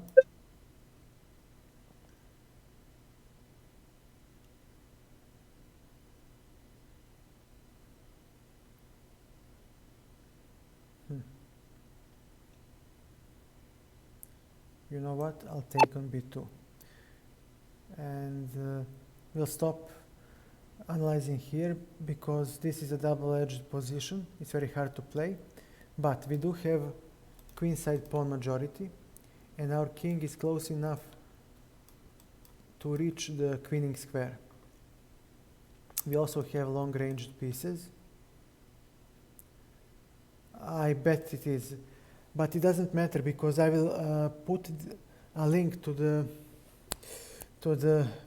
PGN. I'll download a PGN from chess.com. That's why we are analyzing here. I mean, their user interface is horrible for the PGN, but it doesn't matter.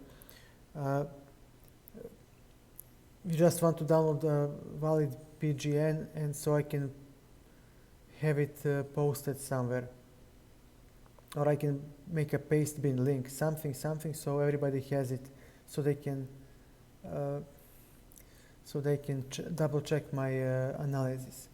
I mean, this is not definite. I'm just trying to cover as much ground here as I can, because there are some books that I have found, and I need to go through them, and I need to go through the YouTube videos that I have found. But for now, we have covered a lot.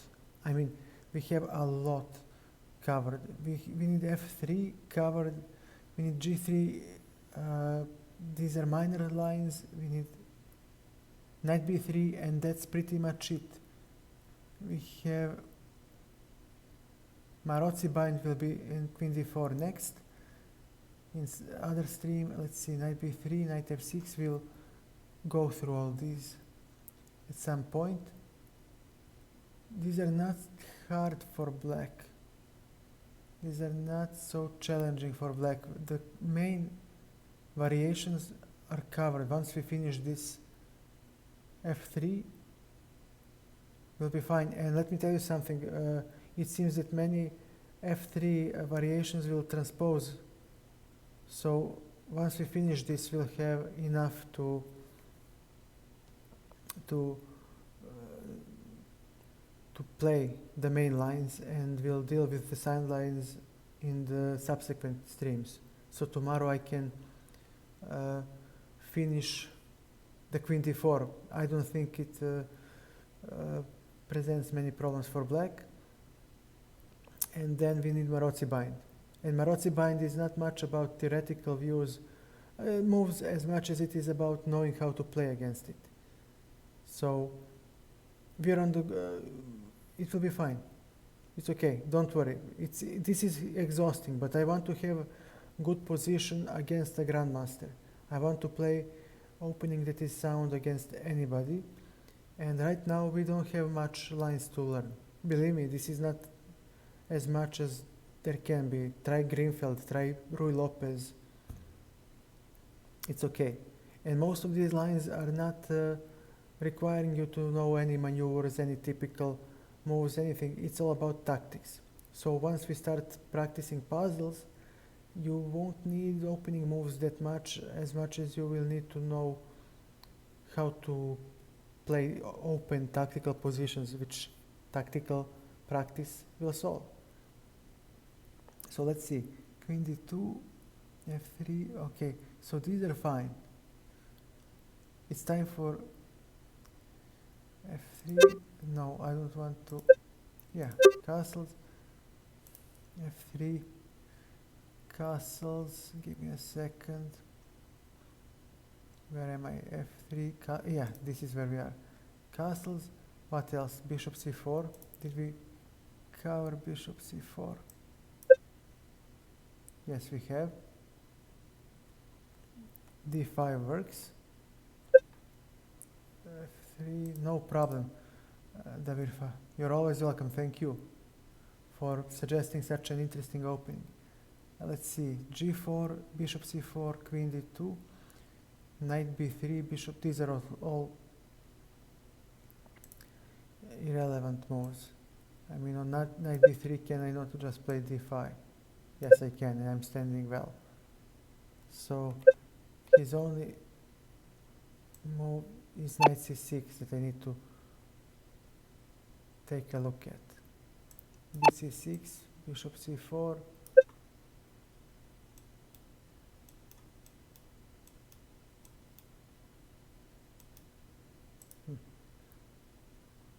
Not yet, but bishop b7 looks really nice. And I have d5 next. 1, 2, 3, 4 times controlling. 1, 2, 3, 4 times controlling. I can play d5 next, and I'm fine. d5 is next. So let's see. Knight c6 doesn't work. And on any other move, I can practically play d5.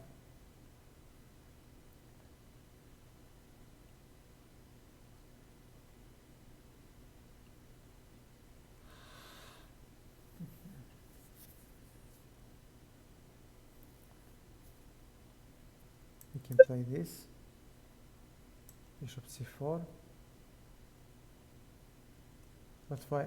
Wait a second. On this move,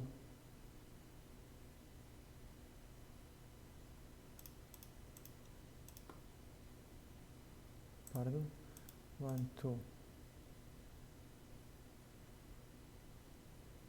I can play b5. Take.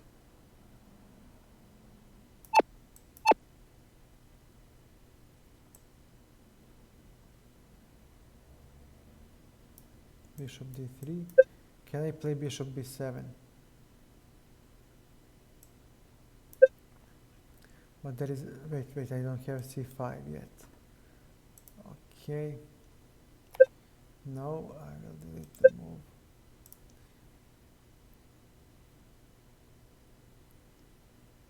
What happens if I play b4?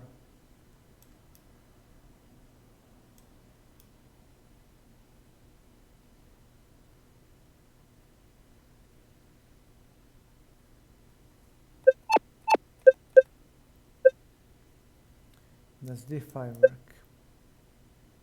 It does.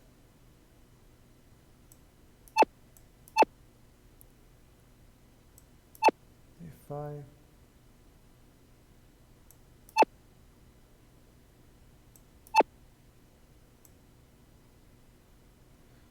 Ah, yes. No, it doesn't.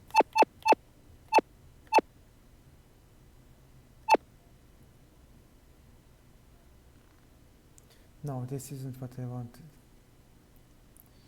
Okay.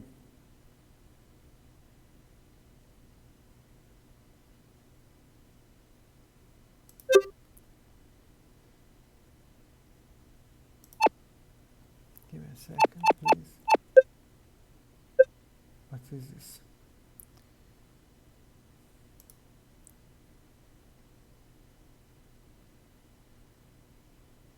Hmm.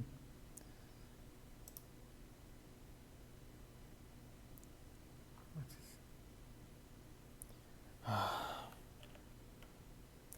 is this?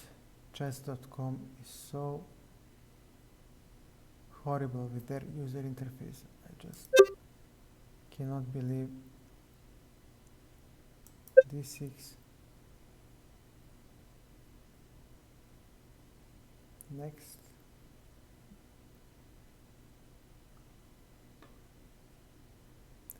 Pardon.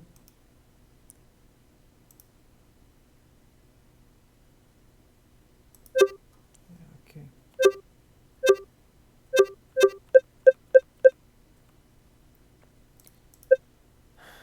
f3. d6.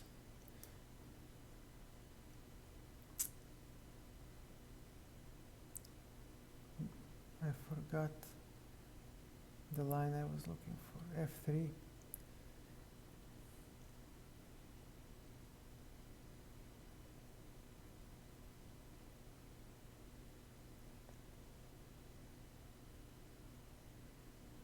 Queen b4 is nice.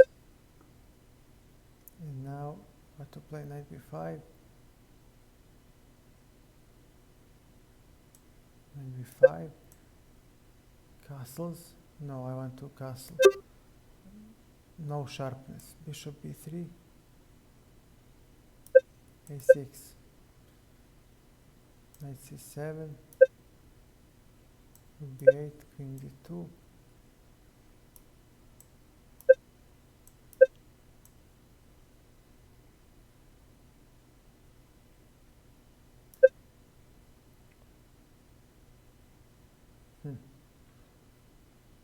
b5. Castles. d6. And what to play now?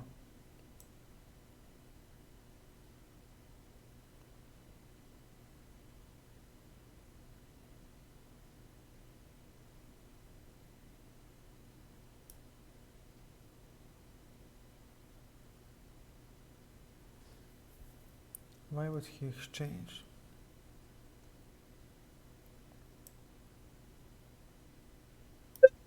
Defending the loose piece.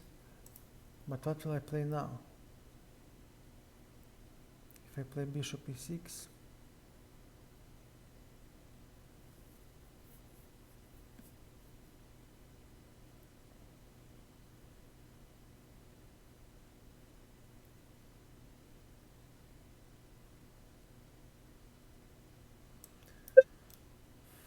this is dangerous.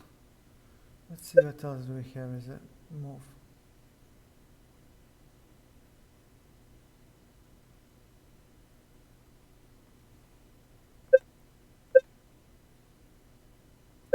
Not, pardon, f3. Ah, Jesus Christ. What else can we play? 1, 2, 3. 1. If I play d5, he takes, I take. He takes, we have knight b4. Does d5 work? No.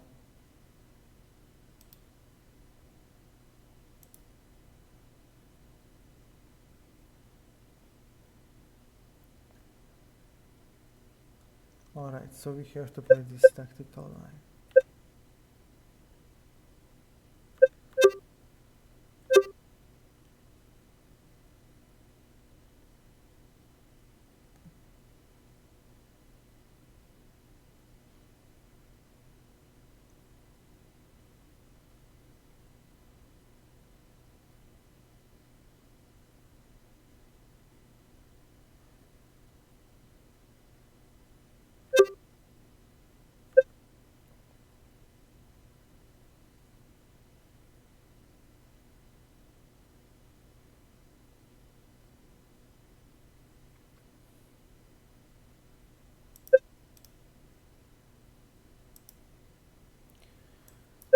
This is, let's stick with this move.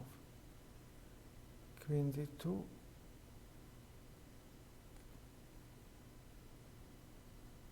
Castles, okay, he finished development.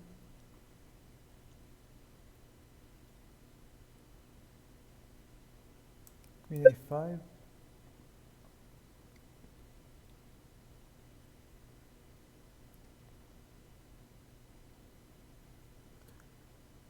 And now we are fine.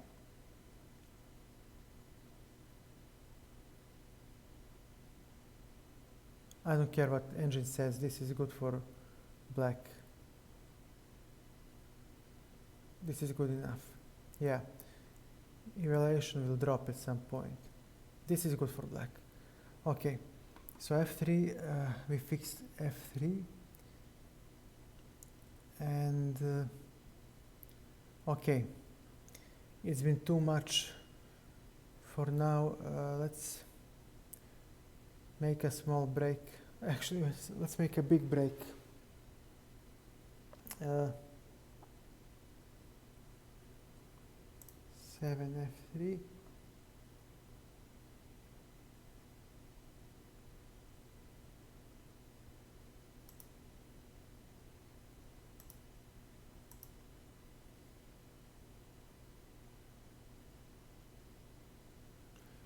No, it's not.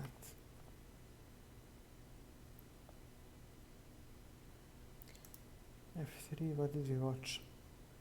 f3.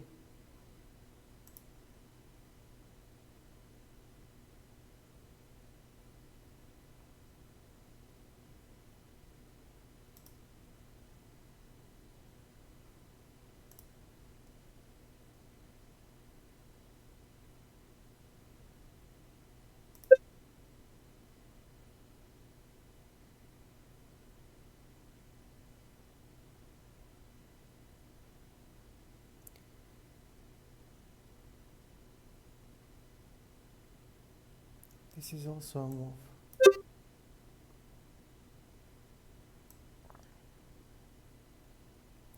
Because d5 is a threat now.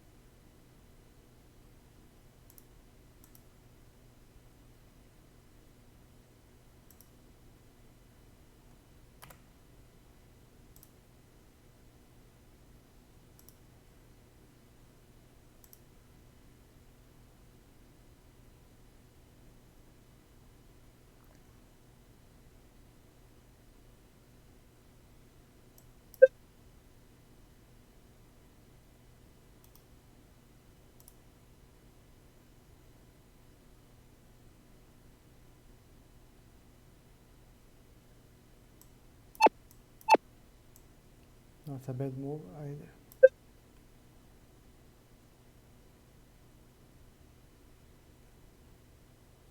He cannot move the bishop because we have knight e4, and this bishop will join the attack. As soon as bishop moves to b3. So he needs to play b3. d6 and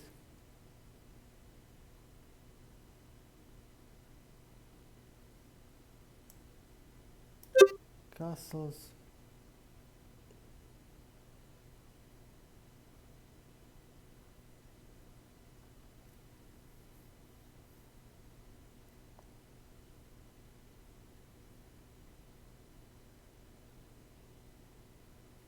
I have nowhere to put the light squared bishop.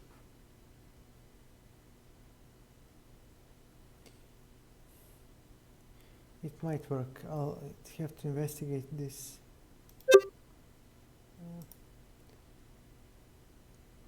After the stream. Maybe on weekend I'll have enough time to take a look. Okay. We'll have to stop here. I mean, these lines are mind-boggling. It's just way too much. So we'll download the analysis. Give me a second. B35. Give me a second. Why are you giving me this? PGN.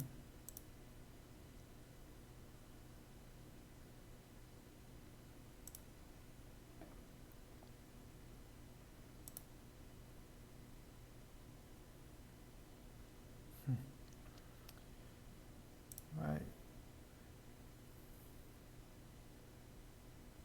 Details.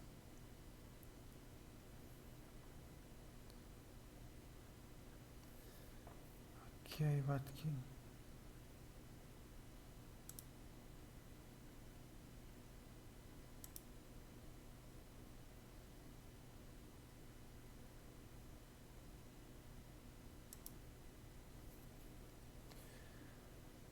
Jesus Christ, chess.com, why are you having such a crappy user interface? So let's see.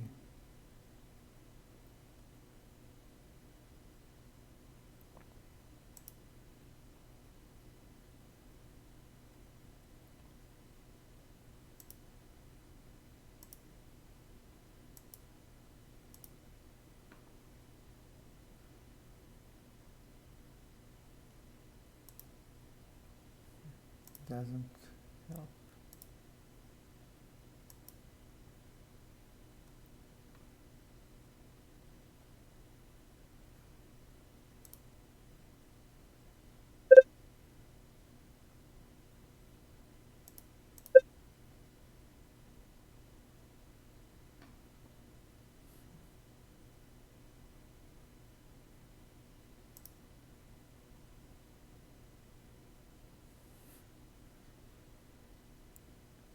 Jesus Christ.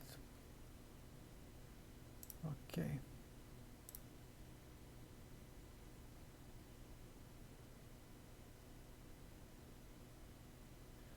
Simple opening. No such thing.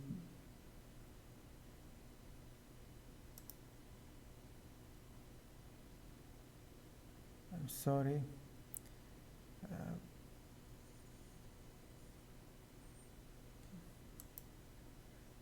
I understand. Give me a second. Game I have continued.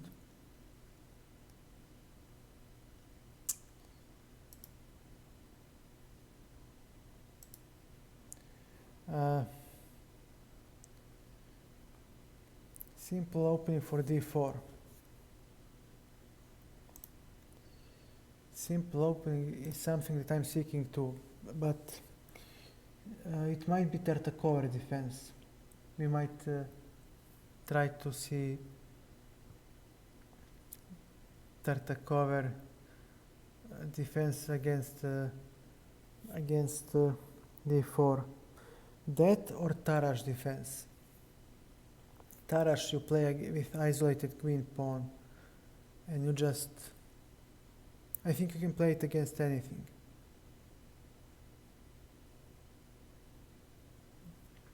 Yeah, the problem with the Nimzo is that white can bypass it with knight f3, so you cannot play it.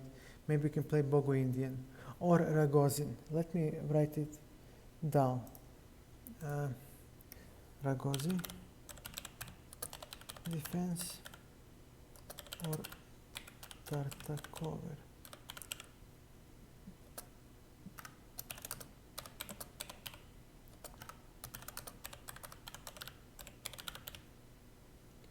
Control S.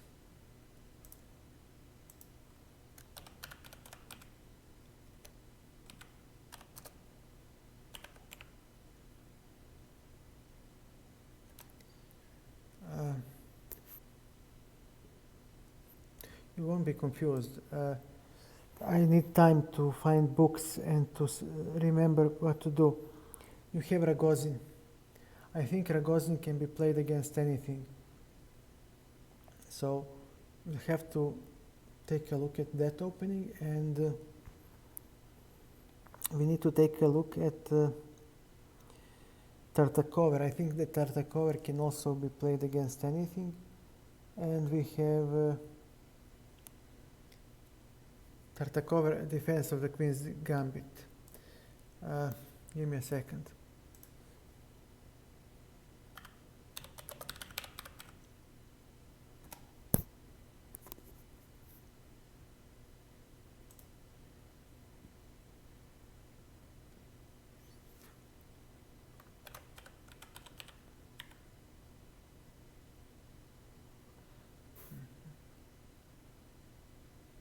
Here it is.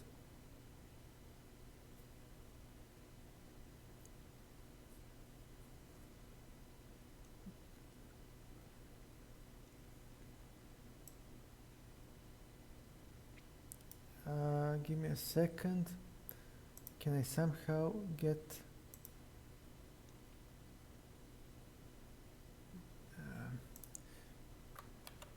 I'll do it like this, and I'll say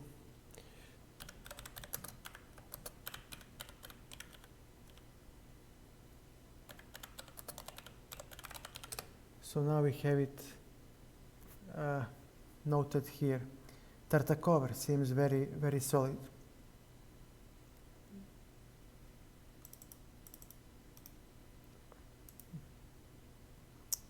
What's this?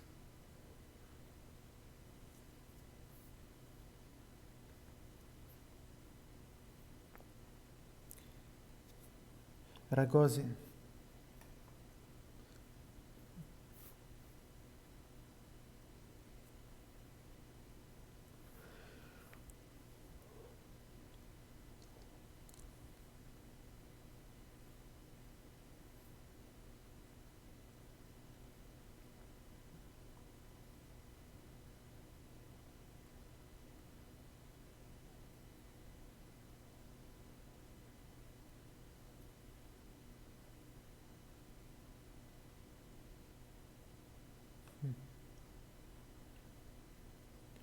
No, we'll just go for Tartakover. I think the Tartakover might work.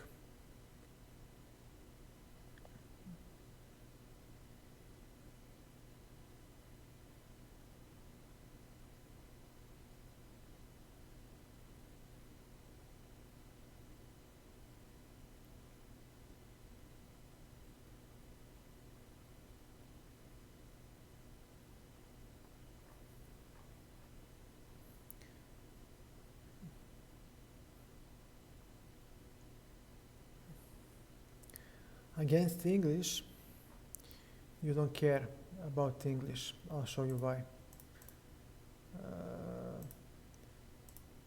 Chess, whatever. Tools. He'll play this, you play this.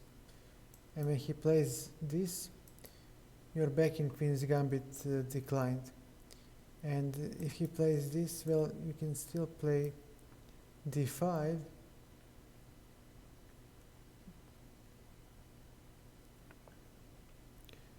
And again, he has to play something after this move. I mean, if he plays this you have a good version of the exchange, because now you can play something, I think even like bishop f5 that it works. Well, it's not Tartakovsky. Now you play the exchange, but for example, I would play c6, and he needs to play queen c2, but you have an extra tempo. That's why it's so simple. I mean, for black, because you don't have to play knight f6. You can play g6 at some point and bishop f5, and you'll stand well. Knight f3.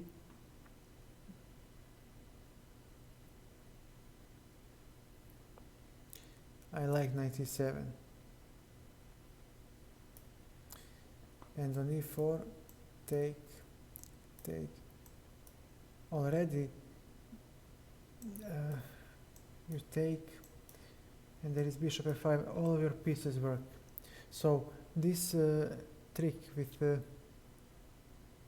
me a second, cd5, ed5, it doesn't work. He cannot transpose into exchange queen's gambit decline favorably. So what will he play? We can play, okay, d4 is an option, but I can stay in the repertoire. And again, after this move, he is in queen's gambit declined. We can play the Tartakovsky, we can play bishop e7. Again, we are in our repertoire, maybe c6, we'll see, b6. We're fine.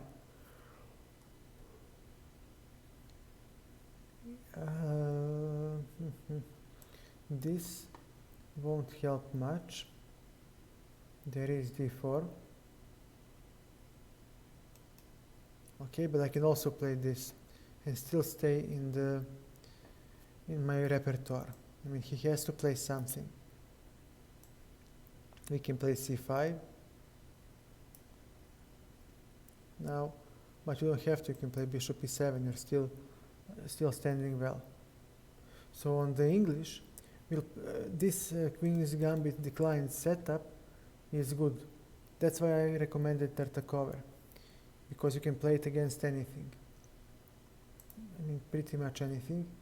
The same goes for the Tarrasch. I mean, with c5. I mean, he has to play d4 at some point. So I'll take a look at this and we'll talk. But for now, let us finish the Sicilian. So we're going to make a break here. Yeah, e6, d5.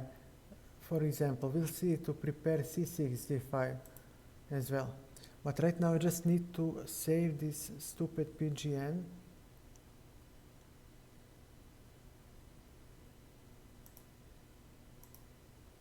But I cannot. PGN. Look at this. Are you kidding me? Are you kidding me that I cannot have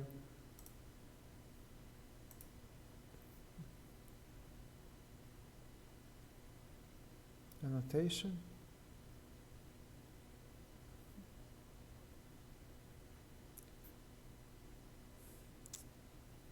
Game could have, look at this.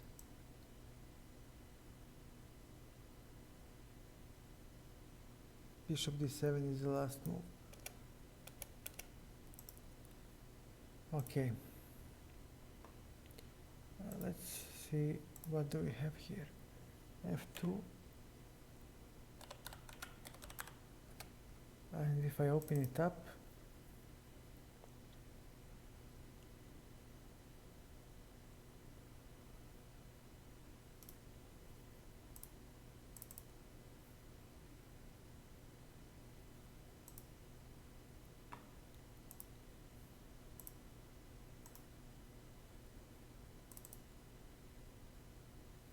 okay, we do have something. Let's see how much of something we have.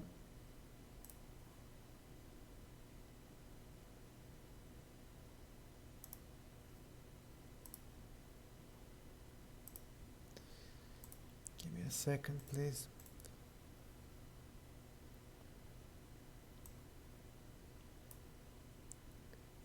Yeah, but let's prepare everything first and then we play line by line. Because as you can see, it takes a lot of preparation, but okay, we are reaching that point. Okay, PGN works. What's this? Yes, bishop d7. And now we'll just have to say remove.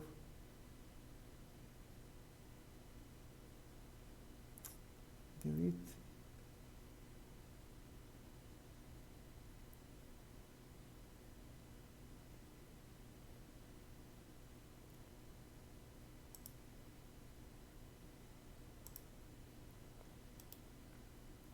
Delete variation, and this is good. Now if we can just file, I cannot export PGN. Yeah, I'm working on it. It's just the chess-based free version doesn't save the goddamn lines as PGN. I cannot save it as PGN. File, new. Never mind. Print game. Okay. Print. Give me a second. Okay. Okay. Okay.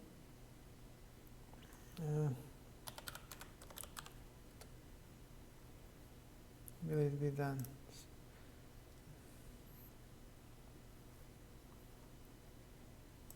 Or we can do it like this, pardon. Dragon, edit with notepad, you just and say Control S. Yeah, this is better. Okay. Okay, this is better. Let's do it like this. Give me a second. You can. Okay. Okay, give me a second. Let's see.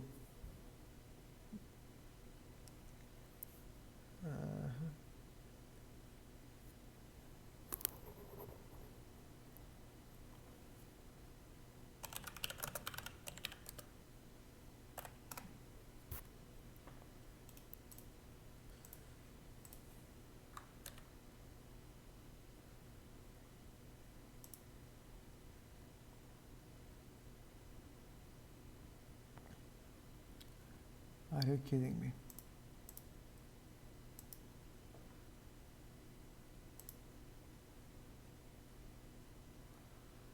Okay, let me see something like this.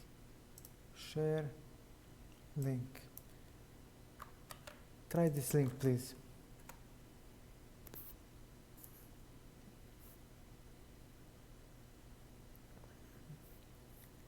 Try this link and just tell me if you can see this.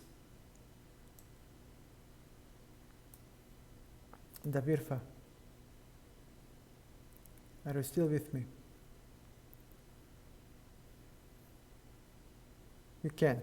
Okay, you'll just copy this, okay, and save it in a text file. But you will rename the extension.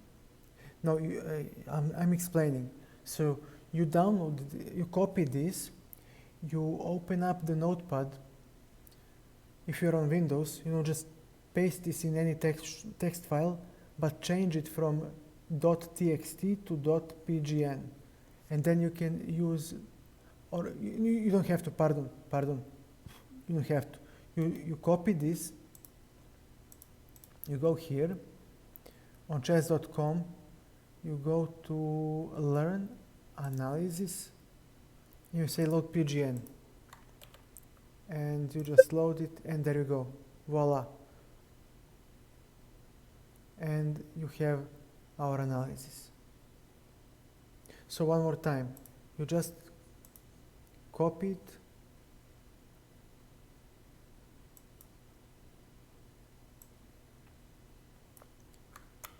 copy it. Yeah, now let's see if it works for lead chess, because some people have lead chess account. Okay, tools, import game.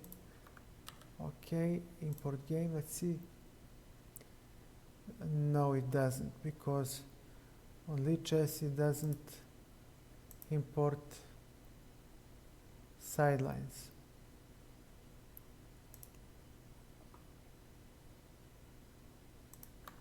But what about this?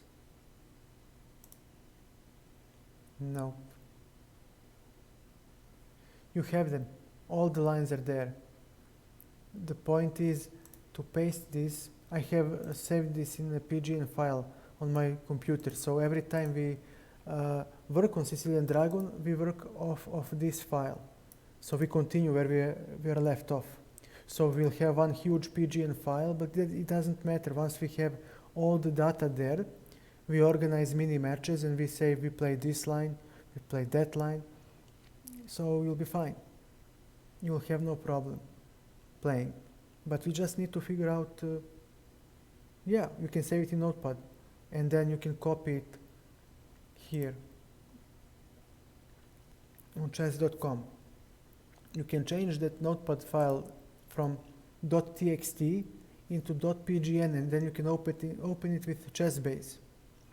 Sadly, lead chess is dumb. It cannot open the PGN with lines. It can only allow you to have one line here. So that's a limitation, but chess.com does allow you to load PGN. So let me see one more thing. If I log out and I say learn analysis, as a free user, can I do this? Paste. Great. This is great.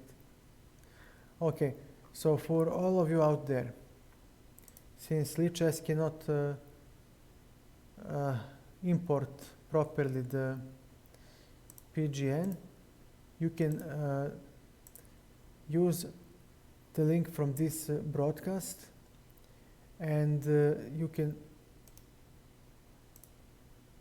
copy this PGN and go to chess.com, analysis, load PGN, paste what we pasted in that link, and you will have our analysis available for you. You don't have to register, you don't have to do anything. You can save it in your own PGN file, but okay, now you have a choice. You can follow whatever we do. So whoever watches, you don't need to register, you don't need to pay for anything, you're free.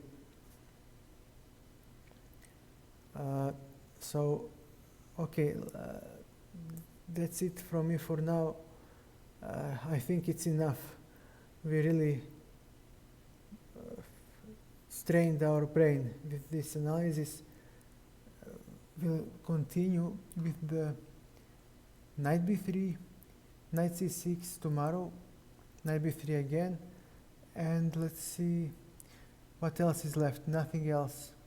Everything else is prepared. G3, d5. Okay, we'll continue from there, and once we have that prepared, during weekend we'll go for knight d4, for queen d4, and if we finish quickly with it, we go for the Marozzi bind. Then we'll have the dragon prepared. The only thing left will be Sicilian sidelines, like a Lapin or whatever. We'll deal with it in subsequent streams, so we can prepare our Sicilian repertoire in the fullest.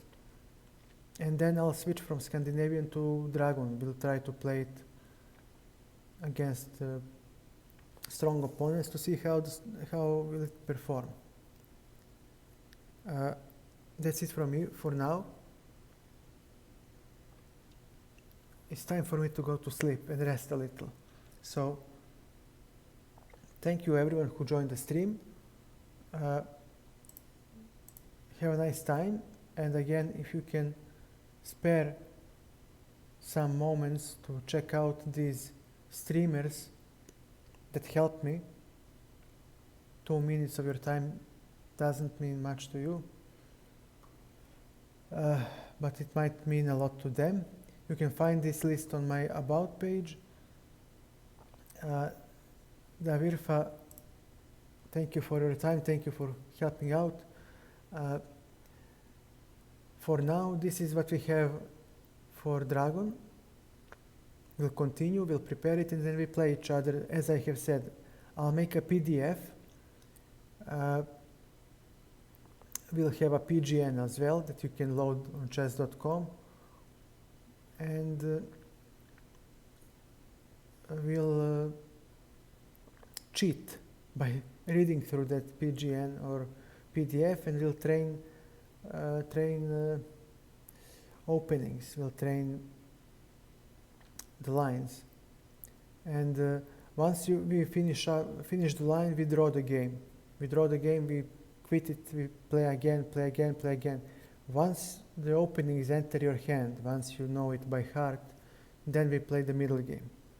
And that way you will quickly learn, and you'll be surprised how well this method works for opening preparation. Okay, that's it from me for now. It's time to go.